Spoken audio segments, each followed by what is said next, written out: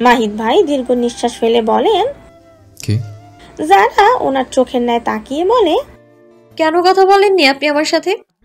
মাহিদ ভাই দীর্ঘশ্বাস ছেড়ে বলেন, এখন বলতে পারবো না, তবে যেদিন তুই সম্পূর্ণ আমার হবি সেদিন বলবো। আর তোর খোঁজ আমি নিতাম না, বিষয়টা এমন না। তোর সব খোঁজই আমি নিতাম।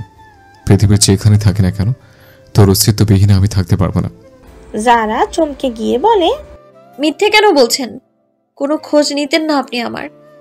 মাহিদ ভাই মুচকি হেসে বলেন, আমি মিথ্যা বলি না, আর সেটা তুই ভালো করেই জানিস। যারা কিছু একটা বুঝতে পেরে ধীরে ধীরে নিঃশব্দে যারা দুই হাত বাড়ায় মাহিদ ভাইয়ের দিকে, পরক্ষণেই ওনার শক্ত করে জড়িয়ে ধরে, ওনার বুকের মাঝে নিজেকে হারিয়ে ফেলে। যত অভিমান, যত অভিযোগ সব হু হু করে কান্নায় ঝরে পড়ে মাহিদ ভাইয়ের বুকেই। ফুপিয়ে ফুপিয়ে কাঁদতে কাঁদতে যারা বলে, আমি এত অভিমান করতাম না, সত্যি করতাম না, সবটা ভুলে যেতাম। কিন্তু এলিজাকে দেখেই আমার সমস্ত রাগ, অভিমান সবকিছু রাগে পরিণত হয়েছে। আমি সব সহ্য করতে পারি, কিন্তু আপনার আপনার পাশে অন্য নারী কখনো না। মাহিদ ভাই আরো শক্ত করে জড়িয়ে ধরে যারাকে, গলায় স্বর নরম করে বলে, তোমার সব অভিমান অভিযোগ আমার বুকে রেখে দাও প্রিয়তমা, আমি বুক ভরে আগলে নেব তা। তুমি তো আমার সমস্ত ভালোবাসা। যারা তার বুকের টি শার্টে দুই হাত দিয়ে আঁকড়ে ধরে, মাথা ঠেকিয়ে ফিস ফিস করে বলে, আমি খুব ভালোবাসি আপনাকে, খুব। আমার জীবনের রং আপনি, প্রিয়তম। ভীষণ ভালোবাসি আমি আপনাকে। মাহিদ ভাই যারার মাথায় হাত বুলিয়ে দিতে দিতে কোমল গলায় বলেন, থাকবি না আমার হয়ে সারা জীবন, পরজীবন পর্যন্ত? যারা নিম্ন স্বরে সাড়া দেয়, অভিমান করব, ভীষণ অভিমানী আমি। এই অভিমানীকে রাখতে পারবেন? রাখতে পারলে আমি থেকে যাব। এক চিলতে মুচকি হাসি ফোটে মাহিদ ভাইয়ের ঠোঁটে, বুকের মাঝে ওকে আগলে নিয়ে বলেন, তোমার সব অভিমান অভিযোগ তোমার মতো করে আগলে রাখবো, আপন করে রাখবো বাবা চড়ে, নিজের প্রাণ প্রিয়তমা করে। যারা হালকা হেসে ওঠে, এতদিন একটু শান্তির আশ্রয় পেল। মাহিদ ভাইয়ের বুকে মাথা ঠেকিয়ে থাকা অবস্থায় ওনার টি শার্টের একাংশ টেনে ফিসফিসিয়ে বলে, আপনার উপর থেকে এখনো অভিমান শেষ হয়নি, আরো আছে। সারা জীবনেও এই অভিমান শেষ হবে না। মাহিদ মুচকি হেসে বলেন, তোমার সব অভিমান অভিযোগ আমার বুকে আমি সযত্নে তুলে নিলাম পরজীবন অব্দি, প্রাণ প্রিয়তমা। কেটে গেছে 14 দিন। সময় তো স্বাভাবিক গতিতে চলে গেছে, কিন্তু যারার ভেতরটা এখনো আটকে আছে আগের সেই জায়গাতেই।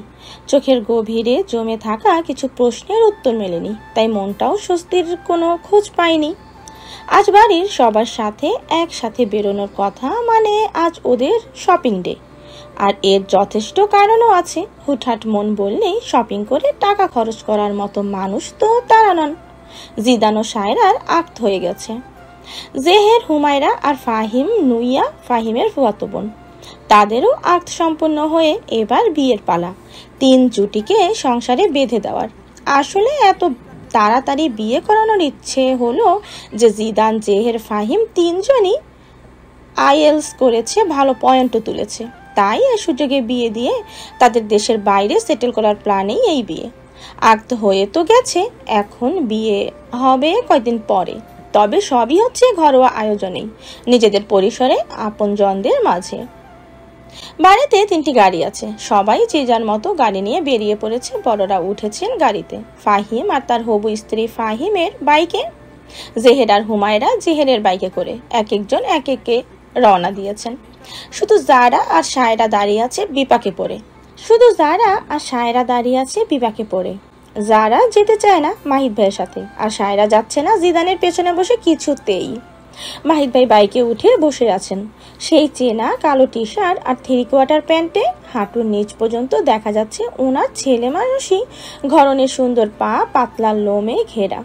এরকম অনায়াসে আবেদন ছড়িয়ে থাকা, এটা দেখে ইজারার ভেতরটা কেমন গুমড়ে উঠে বলে, এই লোকটা এত নির্লজ্জ কবে থেকে হলো? সবসময় এমন অবস্থায় থাকে।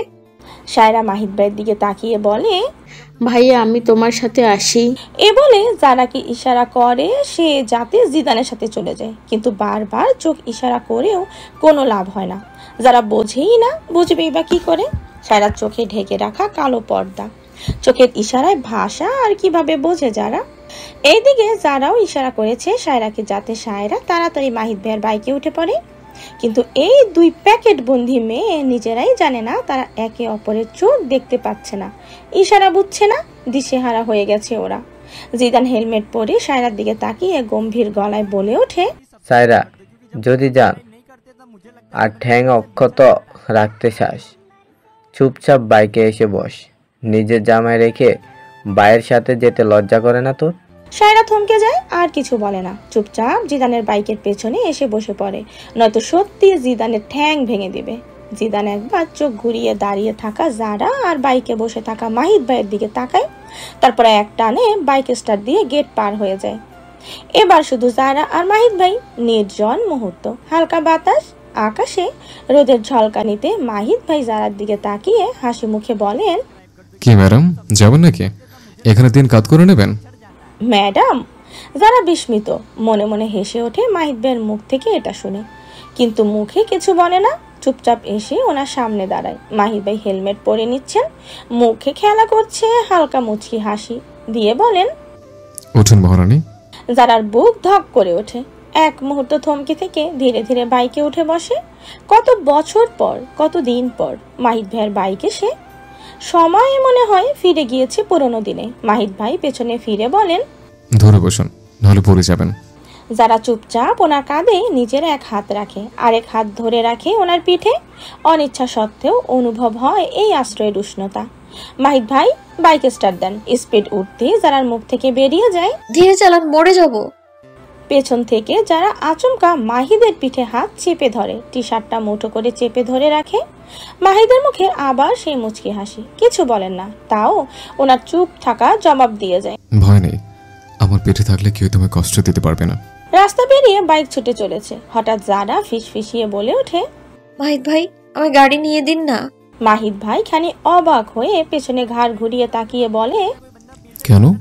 যারা মাথা নিচু করে নিঃশব্দে কণ্ঠে বলে, ঘুম চলে আসছে, বাইকে উঠলেই ঘুম এসে যায় আমার, গাড়িতে নিয়ে ঘুমিয়ে যাব।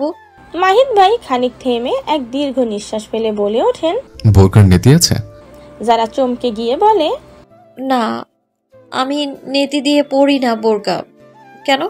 মাহিদ ভাই এবার আর ভনিতা না করে সরাসরি বলেন, তাহলে কাজ করো, হাত দুটো দিয়ে আমায় জড়িয়ে ধরো। যারা থমকে যায়, মৃদু গলায় প্রশ্ন করে, কেন? মাহিদ ভাই এবার ধৈর্য হারিয়ে ফেলে বলেন, যা বলেছি তাই করো। যারার মনে হালকা সংকোচ জাগে, তাও ওনার বুকের দিকে নিজের দুই হাত বাড়িয়ে জড়িয়ে ধরে। এত কাছাকাছি, এতটা কাছে, বহুদিন পর প্রিয় মানুষের গায়ে নিজেকে হারিয়ে ফেলার সুযোগ আবার কজন পায়। যারা শক্ত করে জড়িয়ে ধরে মাহিদকে, একেবারে ওনার গা ঘেঁষে। মাহিদ ভাই বলে, এবার মাথা রাখো আমার পিঠে। যারা কিছু না বলে মাথা রেখে দেয় ওনার পিঠে, হাত দুটো শক্ত করে জড়িয়ে ধরে ওনাকে। মাহিদ ভাইয়ের বুক থেকে এক শান্তির দীর্ঘশ্বাস বেরিয়ে আসে। শেষমেশ প্রিয়তমার ছোঁয়া পেলাম। হঠাৎ যারা প্রশ্ন করে, আচ্ছা মাহিদ ভাই, এভাবে আমি আপনার পিঠে মাথা রেখেছি, মানুষজন কি খারাপ ভাববে? মাহিদ ভাই হেসে উত্তর দেন, কেন? এখানে খারাপ ভাবার কি আছে? তুই তো শুধু ধরে বসেছিস জাস্ট। না, এমনি জিজ্ঞেস করলাম। মাহিদ ভাই হালকা গলায় বলে ওঠেন, আচ্ছা যারা, একটা কথা শুনবে? হুম। আমার জন্য এখনো কেন এত ঝগড়া করিস? এত বড় হয়ে গেছিস, কবে বুঝবে যে কে কি বললো তাতে আমার কিচ্ছু যায় আসে না? তুই কেন বারবার এসব শুনে নিজে কষ্ট পাস? ফুফির সাথে তোর ঝগড়া তো দেখি থামেই না। যারা মলিন কণ্ঠে বলে, আমার সহ্য হয় না একদম, আপনাকে নিয়ে কেন কেউ বলবে, বলবার সাহসই বা হয় কি করে? মাহিদ ভাই একটু থেমে হঠাৎ করে প্রশ্ন করে বসেন ওকে, আবারও বউ হবি আমার? হঠাৎ এমন আচমকা প্রশ্ন শুনে যারা নিজের অজান্তেই খিলখিল করে হেসে ওঠে। নিজের সেই হাসির শব্দ শুনে নিজেকেই কেমন বোকা বোকা লাগে। কি হলো তার, হাসছে কেন এভাবে? ওর হাসি শুনে মাহিদ ভাই মুচকি হেসে বলেন, বাহ, এত খুশি? যারা এবার আর কিছু না বলে ওনাকে আরো শক্ত করে জড়িয়ে ধরে।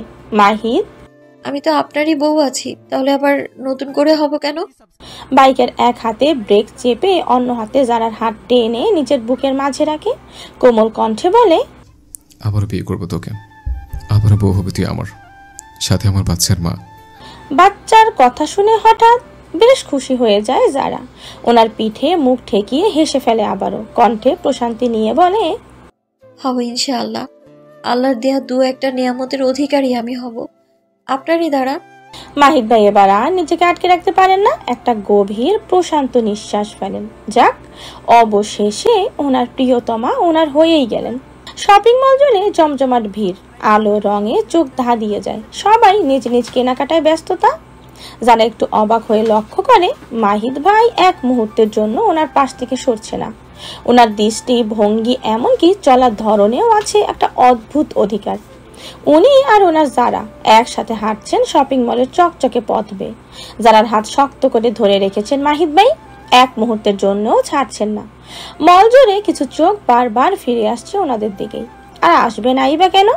জামাইয়ের হাঁটু অব্দি প্যান্ট, গায়ে কালো টি শার্ট, আর বউ কালো বোরকার আড়ালে মাথা থেকে পা পর্যন্ত ঢেকে রাখা। মনে হচ্ছে একদম বিপরীত দুটি জগৎ একসাথে হাঁটছে। যারা ভীষণ অস্বস্তিতে পড়ে যায়, মৃদু স্বরে ফিসফিসিয়ে বলে ওঠে, আমার ছেড়ে দিন মাহিদ ভাই, আমি আসছি সায়রা আর হুমায়রাকে সাহায্য করতে, কাপড় কিনে দিতে। কিন্তু আপনি এভাবে আমায় ধরে রেখেছেন কেন? মাহিদ ভাই এক পলক তাকান ওর দিকে, চোখে কিছু একটা খেলে যায়। অভিমান নাকি নিঃশব্দ দাবি ঠিক বুঝে না যারা ওনার চোখের ভাষা। উনি শান্ত গলায় বলেন, ওরা কিনে নেবে, ওদের মাহারামরা আছে ওদের পাশে। তুই আমার সাথে আয়, আজ তোকে নিজে পছন্দ করে কিছু কিনে দে। যারা থমকে যায়, ভেতরে কোথাও কিছু একটা কেঁপে ওঠে। তাড়াতাড়ি বলে, না না, আমি কি কিনবো? আমার কিছু লাগবে না, সব তো আছে আমার। মাহিদ ভাই এবার চোখ গাঢ় করে তাকান ওর দিকে আর শক্ত গলায় বলেন, তোকে এত পণ্ডিত কে করতে বলেছে?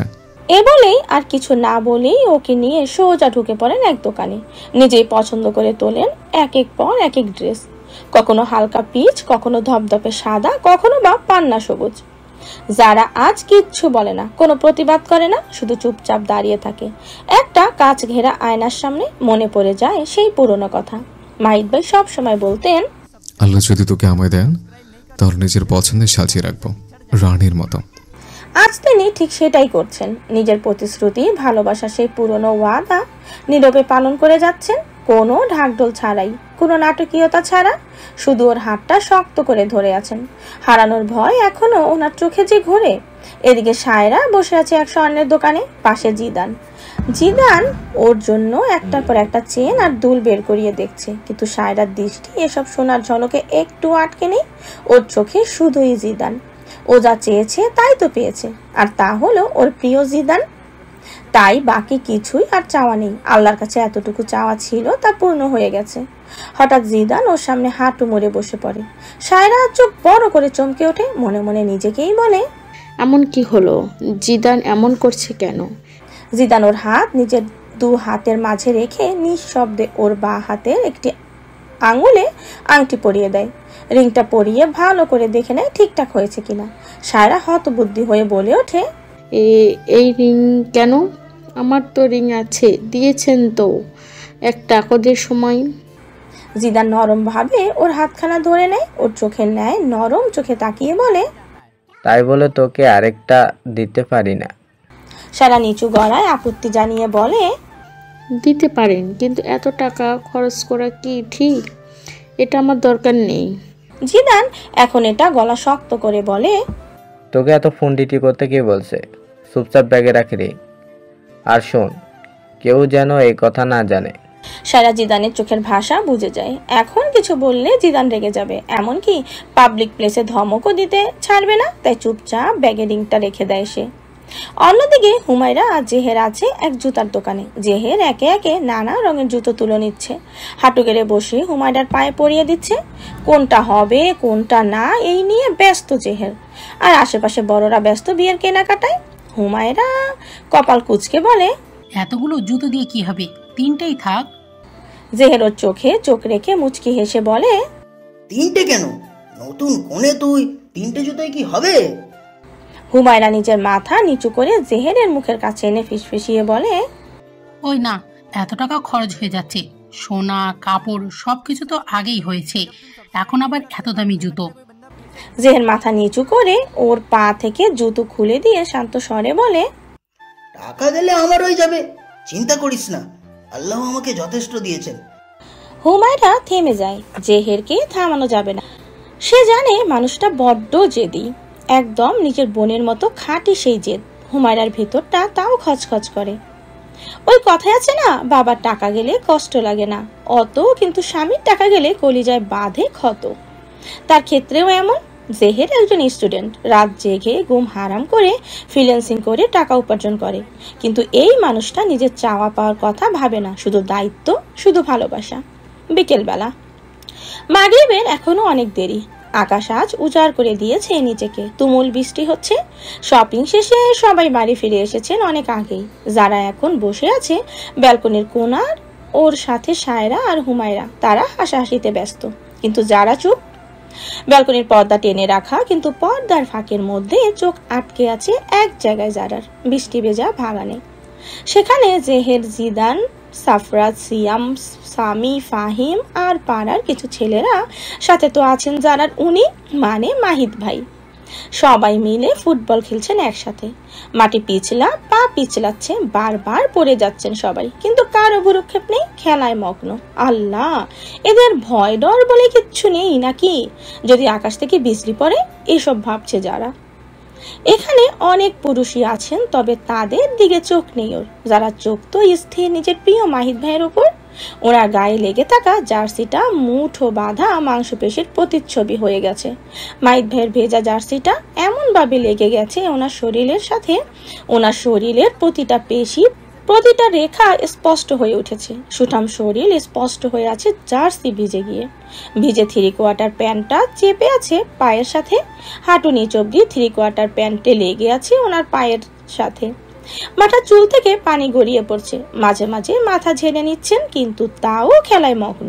বারবার পিছড়ে পড়ে যাচ্ছেন, কিন্তু থামছে না, বারবার উঠছেন, আবার গোল দিতে ছুটছেন। আহা, কি মুগ্ধতা এই পুরুষের! এই মানুষটা এত সুন্দর কেন? একটু কম সুন্দর হলেও কি সমস্যা ছিল? ঠিক তখনই হঠাৎ পেছন থেকে একটা কণ্ঠস্বর কানে আসে। কি দেখছো যারা? ভিমড়ি খেয়ে যায় হঠাৎ গলার শব্দে, চমকে ওঠে যারা। একটু না ভেবেও বলে ফেলে, মাহিদ ভাইকে। সায়রা আর হুমায়রার মুখ হা, তারপর একসাথে উফ, যারা। এ বলেই দুজনে কোনো এক কাজে বেরিয়ে যায় ব্যালকনি থেকে। যারা মুখ ফিরিয়ে নেয়, কিন্তু ভেতরের গরম ধোঁয়া চোখে মুখে ছড়ায়। মনটা বৃষ্টি ভেজা মাঠের মতোই পিছলে, চোখ সেই ফাঁক গলে এখনো তাকিয়ে মাঠে ছুটতে থাকা ভালোবাসার মানুষটার দিকে। পেছনে তাকিয়ে দেখে এলিজা শান্ত ভঙ্গিতে দাঁড়িয়ে আছে, চোখে এক অপার্থিব হাসি নিয়ে বলে, দেখো তোমার মাহিদ ভাইকে, তুমি দেখো যারা। যারা কেমন মেকি একটা হাসি দিয়ে মুখ ঘুরিয়ে নেয়। লজ্জা, সংকোচ আর ভেতরে কিছু একটা ভেঙে পড়ায় মিশে যায় চোখে মুখে। এলিজা এগিয়ে এসে যারার কাঁধে আলতো করে হাত রেখে বলে, যারা আমি কয়েকদিন পরে চলে যাচ্ছি, ভার্সিটি থেকে বারবার নোটিশ আসছে। ভেবেছিলাম যাওয়ার আগে তোমার আর মাহিদ ভাইয়ের বিয়েটা দেখে যাব, কিন্তু তা আর হলো না। যারার চোখ বিস্ময়ে বড় হয়ে যায়, মনে মনে নিজেই বলে, মাহিদ ভাই আর আমার বিয়ে? কে বললো? কোথায়? এলিজা দীর্ঘশ্বাস ফেলে বলে, যারা তোমার হয়তো আমার আর মাহিদ ভাইকে নিয়ে ভুল বুঝাবুঝি আছে, যাওয়ার আগে তা মুছে ফেলতে চাই। আমি মাহিদ ভাইকে পছন্দ করি, খুব পছন্দ করি।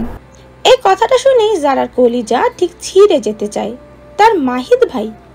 এলিজা পছন্দ করে তার মাহিদ ভাইকে, কিন্তু এলিজার কণ্ঠস্বর নরম হয়ে আসে, স্বচ্ছ জল মতো স্পষ্ট করে বলে, কিন্তু মাহিদ ভাই, উনি তো কখনো ফিরেও তাকায়নি আমার দিকে। সারা জীবন আমাকে বোনের মতো ট্রিট করেছেন। আমাদের মধ্যে কিছুই ছিল না, কথা ও হতো না প্রয়োজন ছাড়া।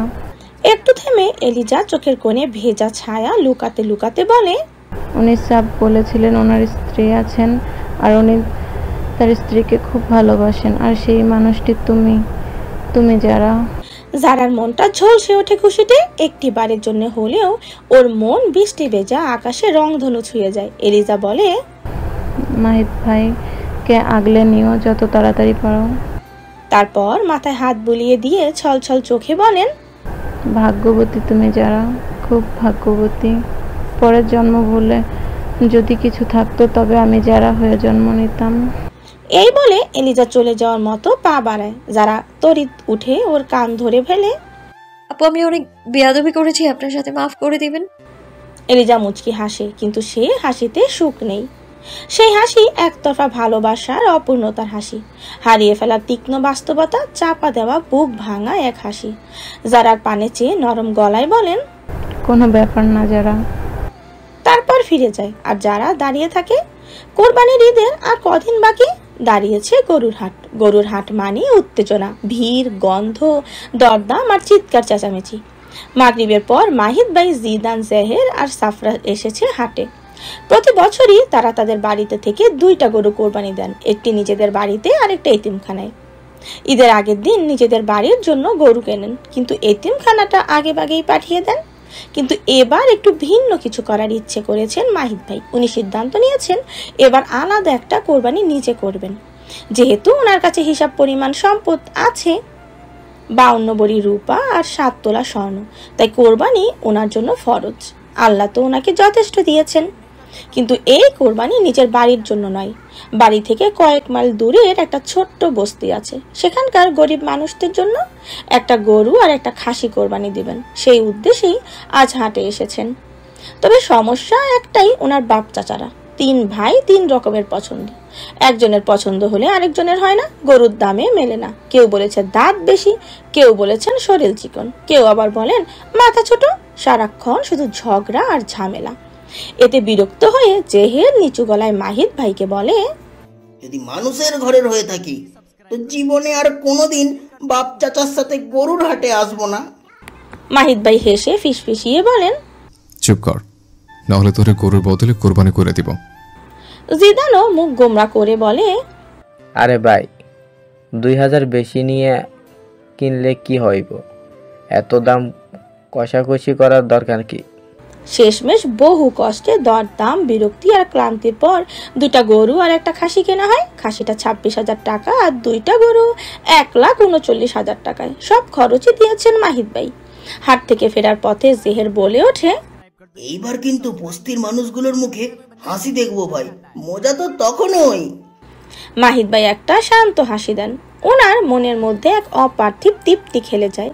আল্লাহর জন্য কিছু করতে পারার আনন্দ, তার গোপনে কাউকে খুশি করে দেওয়া নীরব ভালোবাসায়। তালুকদার বাড়ির লিভিং রুমে আজ এক অদ্ভুত থমথমে নীরবতায় মুড়া, আর তার কারণটা একটাই, তা হলো সদা ঠান্ডা মেজাজের মাহিদ ভাই আজ রাগে অগ্নিশর্মা হয়ে উঠেছেন। আর এটাই স্বাভাবিক। এখন কোনো স্বামী কি চুপচাপ বসে থাকতে পারে যখন শোনে তার স্ত্রী সেজে গুজে অন্য কোনো পুরুষের সামনে যাবে? না, সহ্য করা যায় না। আসলে গন্ডগোলটা শুরু হয়েছে জারার বাবা থেকে, জাফর সাহেবের অতিরিক্ত চাওয়া থেকেই। ওনার বহু পুরনো বন্ধু, যিনি এখন আমেরিকায় থাকেন, তার ছেলে দেশে এসেছে। আর সেই বন্ধুকে বহু বছর আগে কথা দিয়েছিলেন নিজের মেয়েকে তার ছেলের হাতে তুলে দেবেন। অথচ যারা মাহিদ ভাইয়ের স্ত্রী, তা সত্ত্বেও জাফর সাহেব বলছেন এখন তো তার মুখের ওপর বন্ধুকে না তো বলা যায় না। এখন ওনার কথা দিয়েছিলাম ছেলে একবার দেখে যাক, তারপর না হয় বললাম আমাদের মেয়ের পছন্দ হয়নি। এই কথা মাহিদ ভাইয়ের কানে যেতেই আগুন জ্বলে ওঠে ওনার শরীরে। চোখ লাল, মুখ শক্ত করে দাঁড়িয়ে রাগে কাঁপতে কাঁপতে বলে ওঠেন, এত বড় সাহস হয় কি করে মেজবাব আপনার? আপনার স্ত্রীকে আপনি অন্য পুরুষের সামনে দেখাবেন? এসব হবে না। আমি আমার যারাকে কারোর সামনে নিয়ে যাব না, কাপুরুষদের মতো কাজ করব না আমি। নিচে কথা দিয়েছেন, তাহলে নিচে সেজেগুজে বসে যান ওই ছেলের সামনে। এই কথা শুনে মাহিদ ভাইয়ের বাবা দমকে ওঠেন। নিজের শাশুর সাথে কথা বলা আদব শেখো আগে। এত উত্তেজিত হচ্ছ কেন? শুধু একটু দেখা করবে, বিয়ে তো আর হচ্ছে না। মাহিদ ভাই এবার আরো ক্ষিপ্ত। জারার দিকে এগিয়ে যান, ওর বাহু শক্ত করে ধরে এনে সবার সামনে দাঁড় করিয়ে বলেন, এনে রেখে একবার যদি কোনো পুরুষ দেখে তার রক্ষে নেই, সে মরে যাবে ওকে পেতে, পাগল হয়ে যাবে ওর জন্য। আর তোমরা বলছো দেখা করাবে? আচ্ছা আব্বু, যদি আম্মুকে কেউ এভাবে কারোর সামনে প্রদর্শন করতো আপনার কেমন লাগতো? এটা কি ধরনের নিতে? আমি সাফ জানিয়ে দিচ্ছি, আমার স্ত্রীকে আমি কারোর সামনে আনবো না। এই বলে মাহিদ নিচের 2 হাতে জারার বাহু আগলে ধরেন, এক বুক ভালোবাসা নিয়ে। তখন জাফর সাহেব গর্জে বলেন, আমার মেয়েকে আমি দেখাবো, তুমি কি করবে? এটা শুনে রাগে ফেটে পড়েন মাহিদ ভাই। বুক ফাটিয়ে গর্জন তোলা কণ্ঠে চিৎকার করে ওঠেন, আপনার মেয়ে আমার স্ত্রী, আমার জীবন। আমি আমার বউকে কারোর সামনে দেখাবো না। কি করবেন আপনি? করে নিন। আমি আমার যারাকে কোনো পুরুষের সামনে আনবো না, এটা আমার শেষ কথা। ওনার এমন হুঙ্কারে ঘরও কেঁপে ওঠে মনে হয়। মাহিদ ভাইয়ের বাবা রাগে ধমকে ওঠেন, এভাবে চিল্লাচ্ছ কেন? থামো মাহিদ। কিন্তু মাহিদ ভাই থামেন না। উত্তেজনায় কাঁপছে ওনার বুক, চোখের পাতা সহ। ঠিক তখনই যারা ধমকে ওঠে, ওনার বাহুতে নিজের 2 হাত রেখে বলে, চুপ করুন আপনি। ঘরের সমস্ত আওয়াজ থেমে যায়। মাহিদ ভাই স্থির হয়ে দাঁড়িয়ে পড়েন জারার কথায়। ধীরে ধীরে মুখ ঘুরিয়ে তাকান জারার দিকে। জারা ওনার গালে হাত রেখে মুখ নিচের দিকে ফিরিয়ে বলে, আমি কি বলেছি ওই ছেলের সামনে বসবো? বলেছি আমি? বলুন বলেছি। মাহিদ ভাই দীর্ঘ এক নিঃশ্বাস নেন, মাথা নাড়ান না না বোধক। যারা আবার বলে, তাহলে এত চিল্লানোর কি? আমি কখনোই ওই ছেলের সামনে বসবো না। মাহিদ ভাই এবার একটু শান্ত হন, অসহায় কণ্ঠে বলেন, তোমার বাবা। যারা তখন মাহিদ ভাইয়ের কপালে হাত বুলিয়ে স্নেহময় কণ্ঠে বলে, আমি শুধু আপনার স্ত্রী, একান্তই আপনার। আমি আপনার অর্ধাঙ্গিনী। আমার জীবনে কখনোই অন্য পুরুষ আসেনি, আর আসবেও না। আমার আব্বু তার মেয়েকে নিয়ে ইচ্ছা প্রকাশ করতেই পারে, কিন্তু আমি কি সবসময় তার কথা শুনবো? আপনি কেন বেয়াদবি করছেন তার সাথে? জারার এই মধুর অথচ ধীর কথায় মুহূর্তটা নরম হয়ে আসেন মাহিদ ভাই। কিন্তু মাহিদ ভাই হঠাৎ চোখ তুলে অগ্নি দৃষ্টি নিয়ে তাকান জারার বাবার দিকে। গম্ভীর গলায় বলেন, যদি আমাদের মাঝে কোনোদিনও বিচ্ছেদ হতো, তবে তার একমাত্র কারণ হতেন আপনি। আপনার এই অন্যায় আবদার, এই অন্ধ গোড়ামি। জাফর সাহেব এবার কিছু বলতে পারেন না, মাথা নিচু করে ফেলেন। দীর্ঘ এত বছর পর নিজের ভুলটা একে একে স্পষ্ট হয়ে উঠছে তার কাছে। অপরাধ বোধে চোখ ঝাপসা হয়ে আসে। এমন কথায় চমকে ওঠে যারা, বলে, মানে? মাহিদ ভাই যারা চোখে তাকিয়ে ভারী গলায় বলেন, তোর সাথে এত বছর যোগাযোগ না রাখার একটাই কারণ ছিল, তোর বাবা। যারা আটকে উঠে বলে, কি বলছেন? কি? মাহিদ ভাই দীর্ঘ নিঃশ্বাস ফেলে বলেন, সেদিন স্পেন যাওয়ার দিন এয়ারপোর্টে তোর বাবা মেয়ে বলেছিলেন, যদি সফল হতে পারি তাহলে যেন তোর দিকে চোখ তুলে থাকে। তখন বেশ অবাক হয়েছিলাম। সেই মানুষই তো একসময় আব্বুর সঙ্গে বসে তোর কথা বলতেন, আর যাওয়ার আগে যুদ্ধে নেমে গেলেন। ওনার একটাই কথা ছিল, যেদিন ডলারের হাতে দুমুঠো ভরে আনতে পারবো সেদিন যেন তোর সামনে এসে দাঁড়াই। সেদিন উনি নিজেই তোকে আপন করে দেবেন। আমি সেদিন ওয়াদা করেছিলাম, জেদ নিয়েছিলাম, তোর যোগ্য না হলে তোর সামনে যাব না। আর আজ আল্লাহ আমাকে দিয়েছে, রুচি দিয়েছেন, তোর মতো রত্নকে আগলে রাখার শক্তি দিয়েছেন। তবে আজ তিনি কেন এমন করছেন? চোখ দুটো ছলছল করে ওঠে জারার। বাবারও অমন কাণ্ডের কথা শুনে স্তব্ধ হয়ে যায়। নিজের বাবার কারণেই যে মাহিদ ভাই ওর থেকে দূরে ছিলেন, এই সত্যিটা বুকের ভেতর ছুরি হয়ে বসে যায়। মাহিদ ভাই এক টানে যারাকে টেনে নেন নিজের বুকের সাথে, শক্ত করে জড়িয়ে ধরেন। তারপর ঘরের সবার দিকে তাকিয়ে গর্জে উঠে বলেন, যারা আমার স্ত্রী, শুধু আমার, ও শুধু মাহিদ মাহাতাবের। এই নারীকে আমি জীবনে কখনোই ছাড়ব না। বিয়ে করেছে, আবারও করব, সবার সামনে করব। তারপর চোখ তুলে তাকান জাফর সাহেবের দিকে, তাকিয়ে বলেন, জাফর সাবিত সাহেব, আমি আপনার মেয়ে জারাকে আবারও বিয়ে করতে চাই। ভালোবাসি, খুব ভালোবাসি আমি আপনার মেয়েকে। আপনি কি হতভাগা পুরুষটার হাতে তুলে দেবেন আপনার মেয়েটাকে? আপনার মেয়েকে আগামী সোমবার 3 দিন পর নিজের রানী করে তুলে নেব নিজের বুকে। জাফর সাহেব নীরবে মাথা তুলে তাকান, চোখে পানি, কণ্ঠে অনুশোচনা নিয়ে। তারপর ধীরে বলেন, দিলাম দিলাম আমার মেয়েকে তোমায়। আজ থেকেই ও তোমার মাহিদ। ঘরের বাতাসে উষ্ণতা ছড়িয়ে পড়ে, সবাই হেসে ওঠে। চারপাশে খুশির ছায়া। মাহিদ ভাই যারার কপালে ঠোঁট ছুঁয়ে মৃদু হাসিতে বলেন, রাজি তো সবাই? সবাই একসঙ্গে হ্যাঁ বলে ওঠেন। চারিদিকে হাসির রোল। আনন্দে মুখে হাসি ফোটে যারার মুখেও, তবে চোখে লেগে থাকা এক ফোঁটা অভিমান। মাহিদ ভাই ধীরে ধীরে যারাকে ছেড়ে দেন, ঘরের ভেতর চলে যান। আর যারা অভিমানী চোখে একবার বাবার দিকে তাকায়। চোখে জমে থাকা প্রশ্ন আর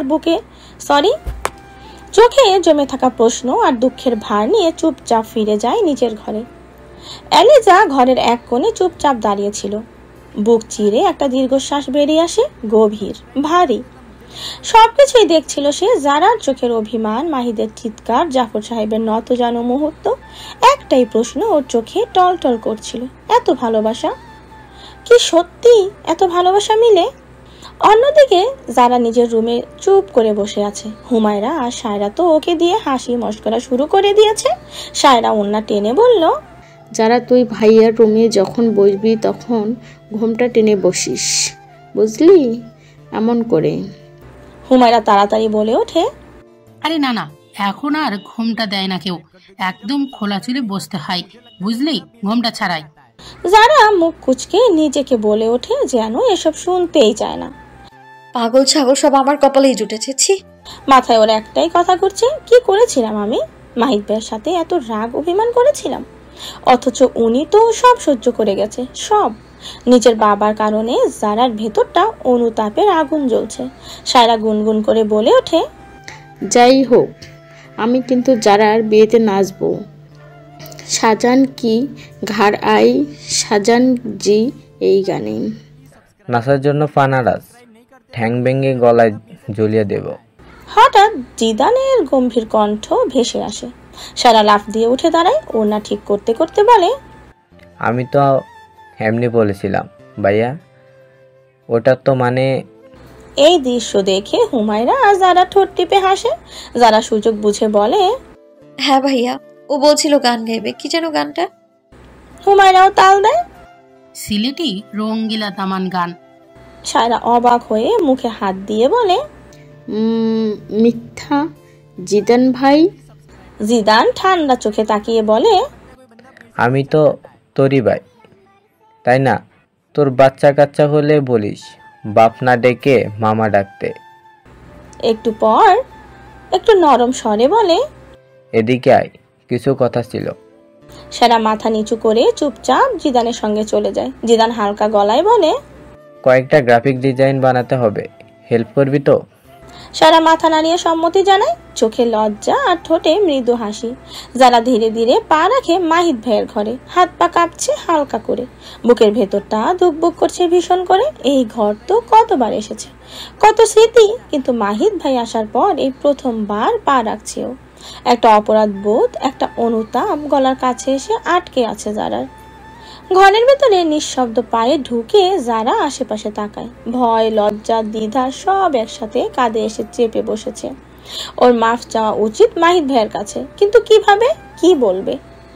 ধীরে ধীরে পা ফেলে বেলকনির দিকে এগোয়, আর তখনই দেখতে পায় মাহিদ ভাই আকাশের দিকে তাকিয়ে বেলকনিতে দাঁড়িয়ে আছেন। যারা দাঁড়িয়ে থাকে কিছুক্ষণ নিঃশব্দ নীরবে, তারপর হঠাৎ সব দ্বিধা ভুলে ভাবনা ভুলে পেছন থেকে ঝাঁপিয়ে জড়িয়ে ধরে মাহিদ ভাইকে। ভাঙা কণ্ঠে কান্নায় ভেঙে পড়ে বলে, সরি মাহিদ ভাই, আমার ভুল হয়ে গেছে। আমি কিছু না জেনে কত কিছু বলেছি, কত অভিমান করেছি, মাফ করে দিন প্লিজ। আমার আব্বুকে যা করেছেন ওনার হয়েও আজ আমি আপনার কাছে ক্ষমা চাইছি। হঠাৎ ভালোবাসার আঘাতে বেশ খানিকটা থমকে যান মাহিদ ভাই। তারপর দীর্ঘ এক শ্বাস ফেলে তিনি ধীরে ধীরে ঘুরে দাঁড়ান। জারার ওর মাথাটা টেনে নিজের বুকের ভেতরে জড়িয়ে বলেন, তোর প্রতি আমার কোনো অভিযোগ নেই যারা, তুই এখন তুই আমার, আর নিজের প্রতি নিজে কোনো অভিযোগ থাকে না। যারা ওর বুকের সাথে ঘেঁষে নাক চেপে ধরে, চোখের পানি ভিজিয়ে দেয় মাহিদের সার। নরম কণ্ঠে বলে, আবারও সরি এত অভিমান করার জন্য, ওগুলো একদমই মানায় না আমার। মাহিদ ভাই এবার জারার কাঁধে মুখ গুজে মৃদু হেসে বলে, আমার অভিমানী ফুল, তোমার অভিমানটা যে আমার বড্ড প্রিয়। যারা হেসে ওঠে, সেই পুরনো চিরচেনা হাসি। হাতে মাহিদ ভাইয়ের টি শার্টটা মুঠো করে আঁকড়ে ধরে বলে, আপনিও আমার সবচেয়ে প্রিয়তম। চারিদিকে যেন মুহূর্তটা থমকে যায়। শুধু দুটো মানুষ, একটা অপরাধ বোধ আর ভালোবাসার মাঝে আবারও এক হয়ে যায়। তালুকদার বাড়ি আজ একেবারেই নিস্তব্ধ। চেনা কোলাহল, হাসাহাসি, গল্প সব আজ থমকে গেছে। কারণও আছে, বাড়ির সবাই বেরিয়ে গেছেন মাহিদ ভাই আর জারার বিয়ের শপিংয়ে। নিজেদের জন্য, ঈদের জন্য আজ শুধু জারা আর মাহিদ ভাই, ওরা দুজনেই বাড়িতে। যারা জানে না ওদের বিয়ের পুরো আয়োজন আগে করেই রেখেছেন মাহিদ ভাই।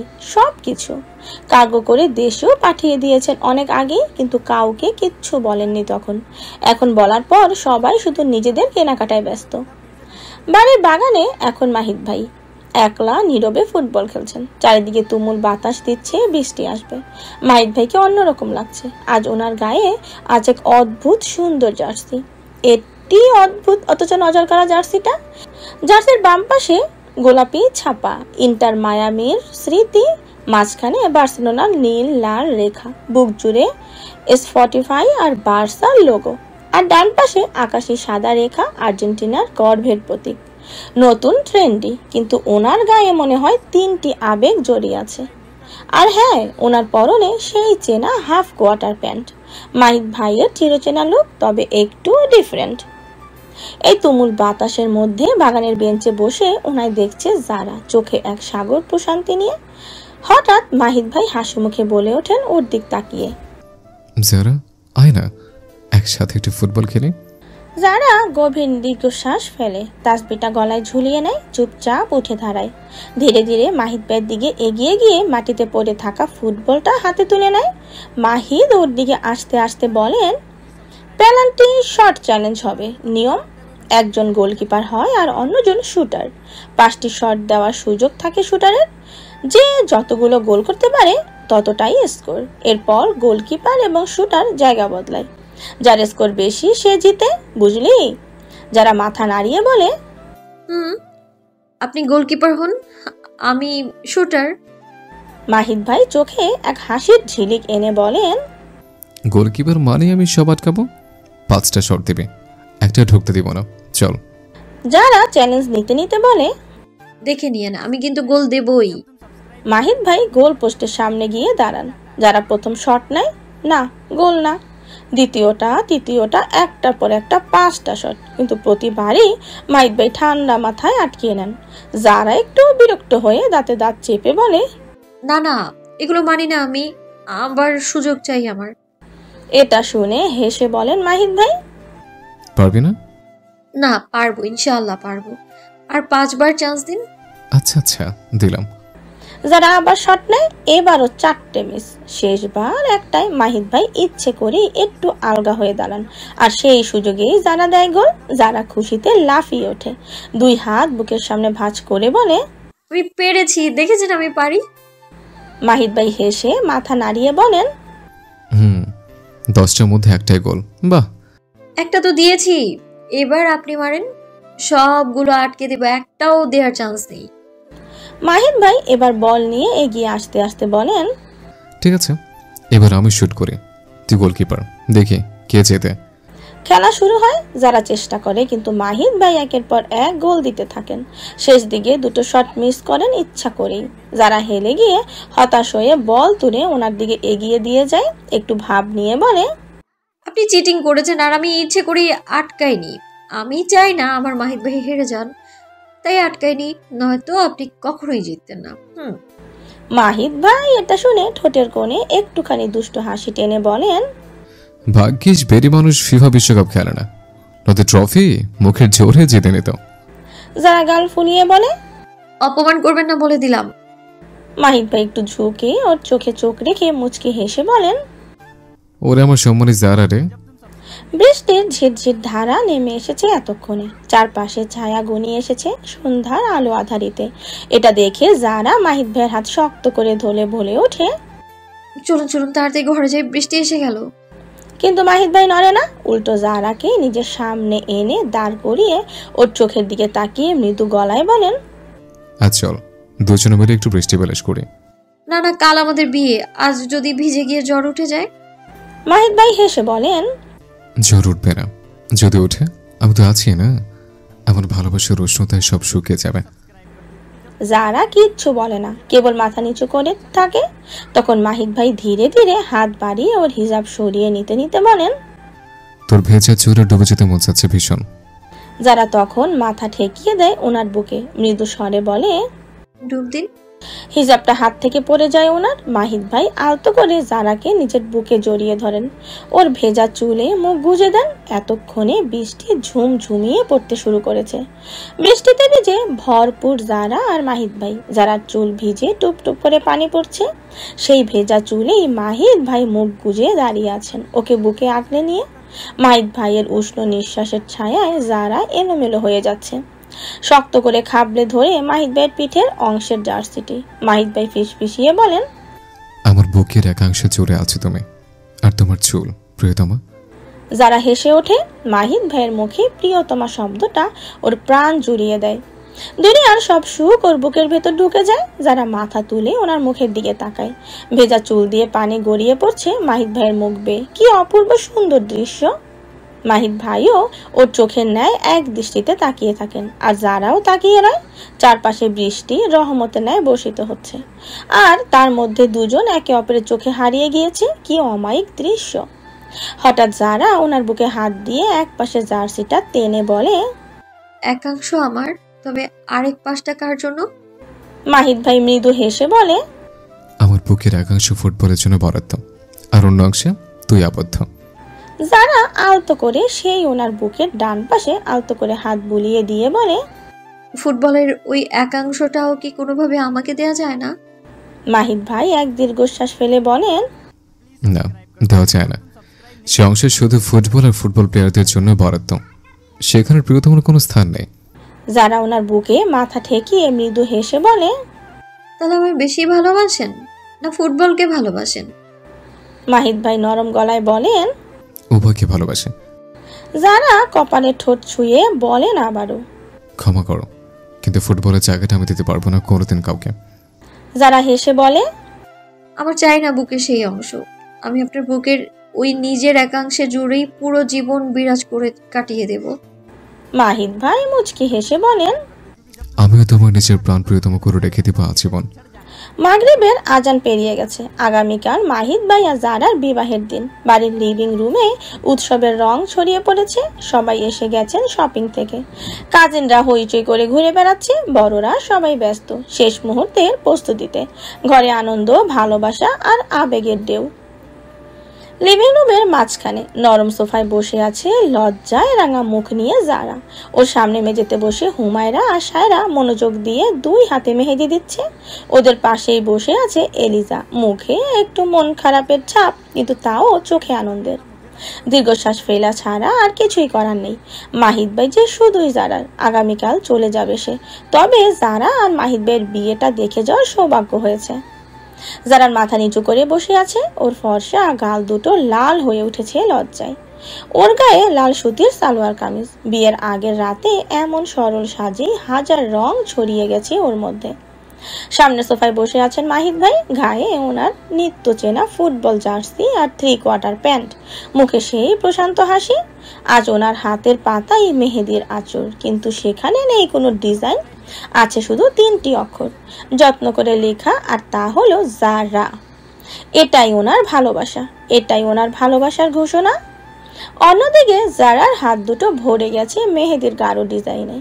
ডান হাতের পাতায় ক্যালিফারির মতো সুন্দর করে লেখা প্রিয় মাহিদ ভাই, আর বাঁ হাতের পাতায় শুধু একটা শব্দ মাহিদ। মাহিদ ভাই নিজের লজ্জায় রাঙা জারার দিকে তাকিয়ে আছেন, চোখের এক চিলতে কোমলতা নিয়ে। লজ্জায় গা লাল হয়ে আসছে ওনার এই দৃষ্টি জারার, কিন্তু সেই লাজের মনে হয় লাল হয়ে আগুন ছড়িয়ে পড়ছে ওর মুখ জুড়ে। মাহিদ ভাই বুকের এক পাশে খাপড়ে ধরে রেখেছেন। জারার এই লজ্জা রাঙা মুখ দেখে ওনার হার্টবিট লাফিয়ে বেরিয়ে আসছে, বড্ড ধূপধাপ করছে। ইস, ওনার প্রিয়তমা কি ভয়ঙ্কর রূপ মহিমার অধিকারী। তখনই মাহিদের দাদি যান মুচকি হেসে বলেন, দাদা ভাই, আমাদের দিকেও একটু তাকাও তো, শুধু বউকে দেখলে হবে? কিন্তু মাহিদ ভাই চোখ সরান না জারার দিক থেকে। জারার সে লাজুক মুখের দিকেই তাকিয়ে ফিসফিসিয়ে বলেন, না না দাদি যান, আপনাকে দেখার জন্য তো দাদা যান আছেন, কিন্তু আমার ওনাকে দেখার জন্য শুধুমাত্র আমিই আছি, তাই মন ভরে দেখে নিচ্ছি। যারা মুখ ঢেকে লজ্জায় আরো গুটিয়ে যায়। মাহিদ ভাইও না, এসব বলার কি প্রয়োজন ছিল, এমনিতেই লজ্জায় মরে যাচ্ছে। মাহিদ ভাই ধীরে ধীরে উঠে গিয়ে জারার সামনে মেঝেতে বসে পড়েন। তারপর সায়রা আর হুমায়রার দিকে তাকিয়ে বলেন, আমার বউয়ের হাতে আমার নামটা ঠিক করে লিখেছিস তো? সায়রা হেসে জারার হাত দেখিয়ে বলে, এই দেখো কি সুন্দর করে লিখেছি। মাহিদ ভাই জারার হাত দুটোর দিকে এক দৃষ্টিতে তাকিয়ে থাকেন। মেহেদির রঙে রাঙা সেই হাত জোড়া যে ওনার জন্যই বানানো, একেবারে নিখুঁত। সেই রাঙা হাতের ন্যায় তাকিয়ে ফিসফিস করে জারার দিকে ঝুঁকে প্রশ্ন করেন, হাতে ঠোঁট ছুঁয়ে দিতে পারি? যারা চোখ বড় বড় করে মুখ তুলে তাকায় ওনার পানে। কি বলছেন মাহিদ ভাই? এই মুহূর্তে হুমায়রা সায়রা সামনে। ছি, ইজ্জতের ফালুদা হয়ে গেল। হুমায়রা হেসে বলে, এখন পারবে না, কিন্তু কয়েক ঘন্টা পর পারবে, অর্গানিক মেহেন্দি তো। মাহিদ ভাই একটা দীর্ঘশ্বাস ফেলে বলে ওঠেন, আচ্ছা। তারপর পাশের দিক থেকে সাফরাজের ডাক দিয়ে বলে, সাফরাজ, তোর একটু লেবু আর চিনি মিশ্রিত পানি নিয়ে আয় তো। সারফরাজ দৌড়ে তা বানিয়ে নিয়ে আসে। মাহিদ ভাই সেই লেবুর রস যারার হাতে আলতো করে লাগিয়ে দেন। তারপর কোমল কণ্ঠে বলেন, এতে গাঢ় রং হবে, আমার নামটা স্পষ্ট থাকবে। যারা চোখে তখন পানি আর হাসির ঝিলিক একসাথে। আজ যে তার অন্তর অব্দি লাল হয়ে উঠেছে ভালোবাসায়, লজ্জায় আর অপেক্ষায়।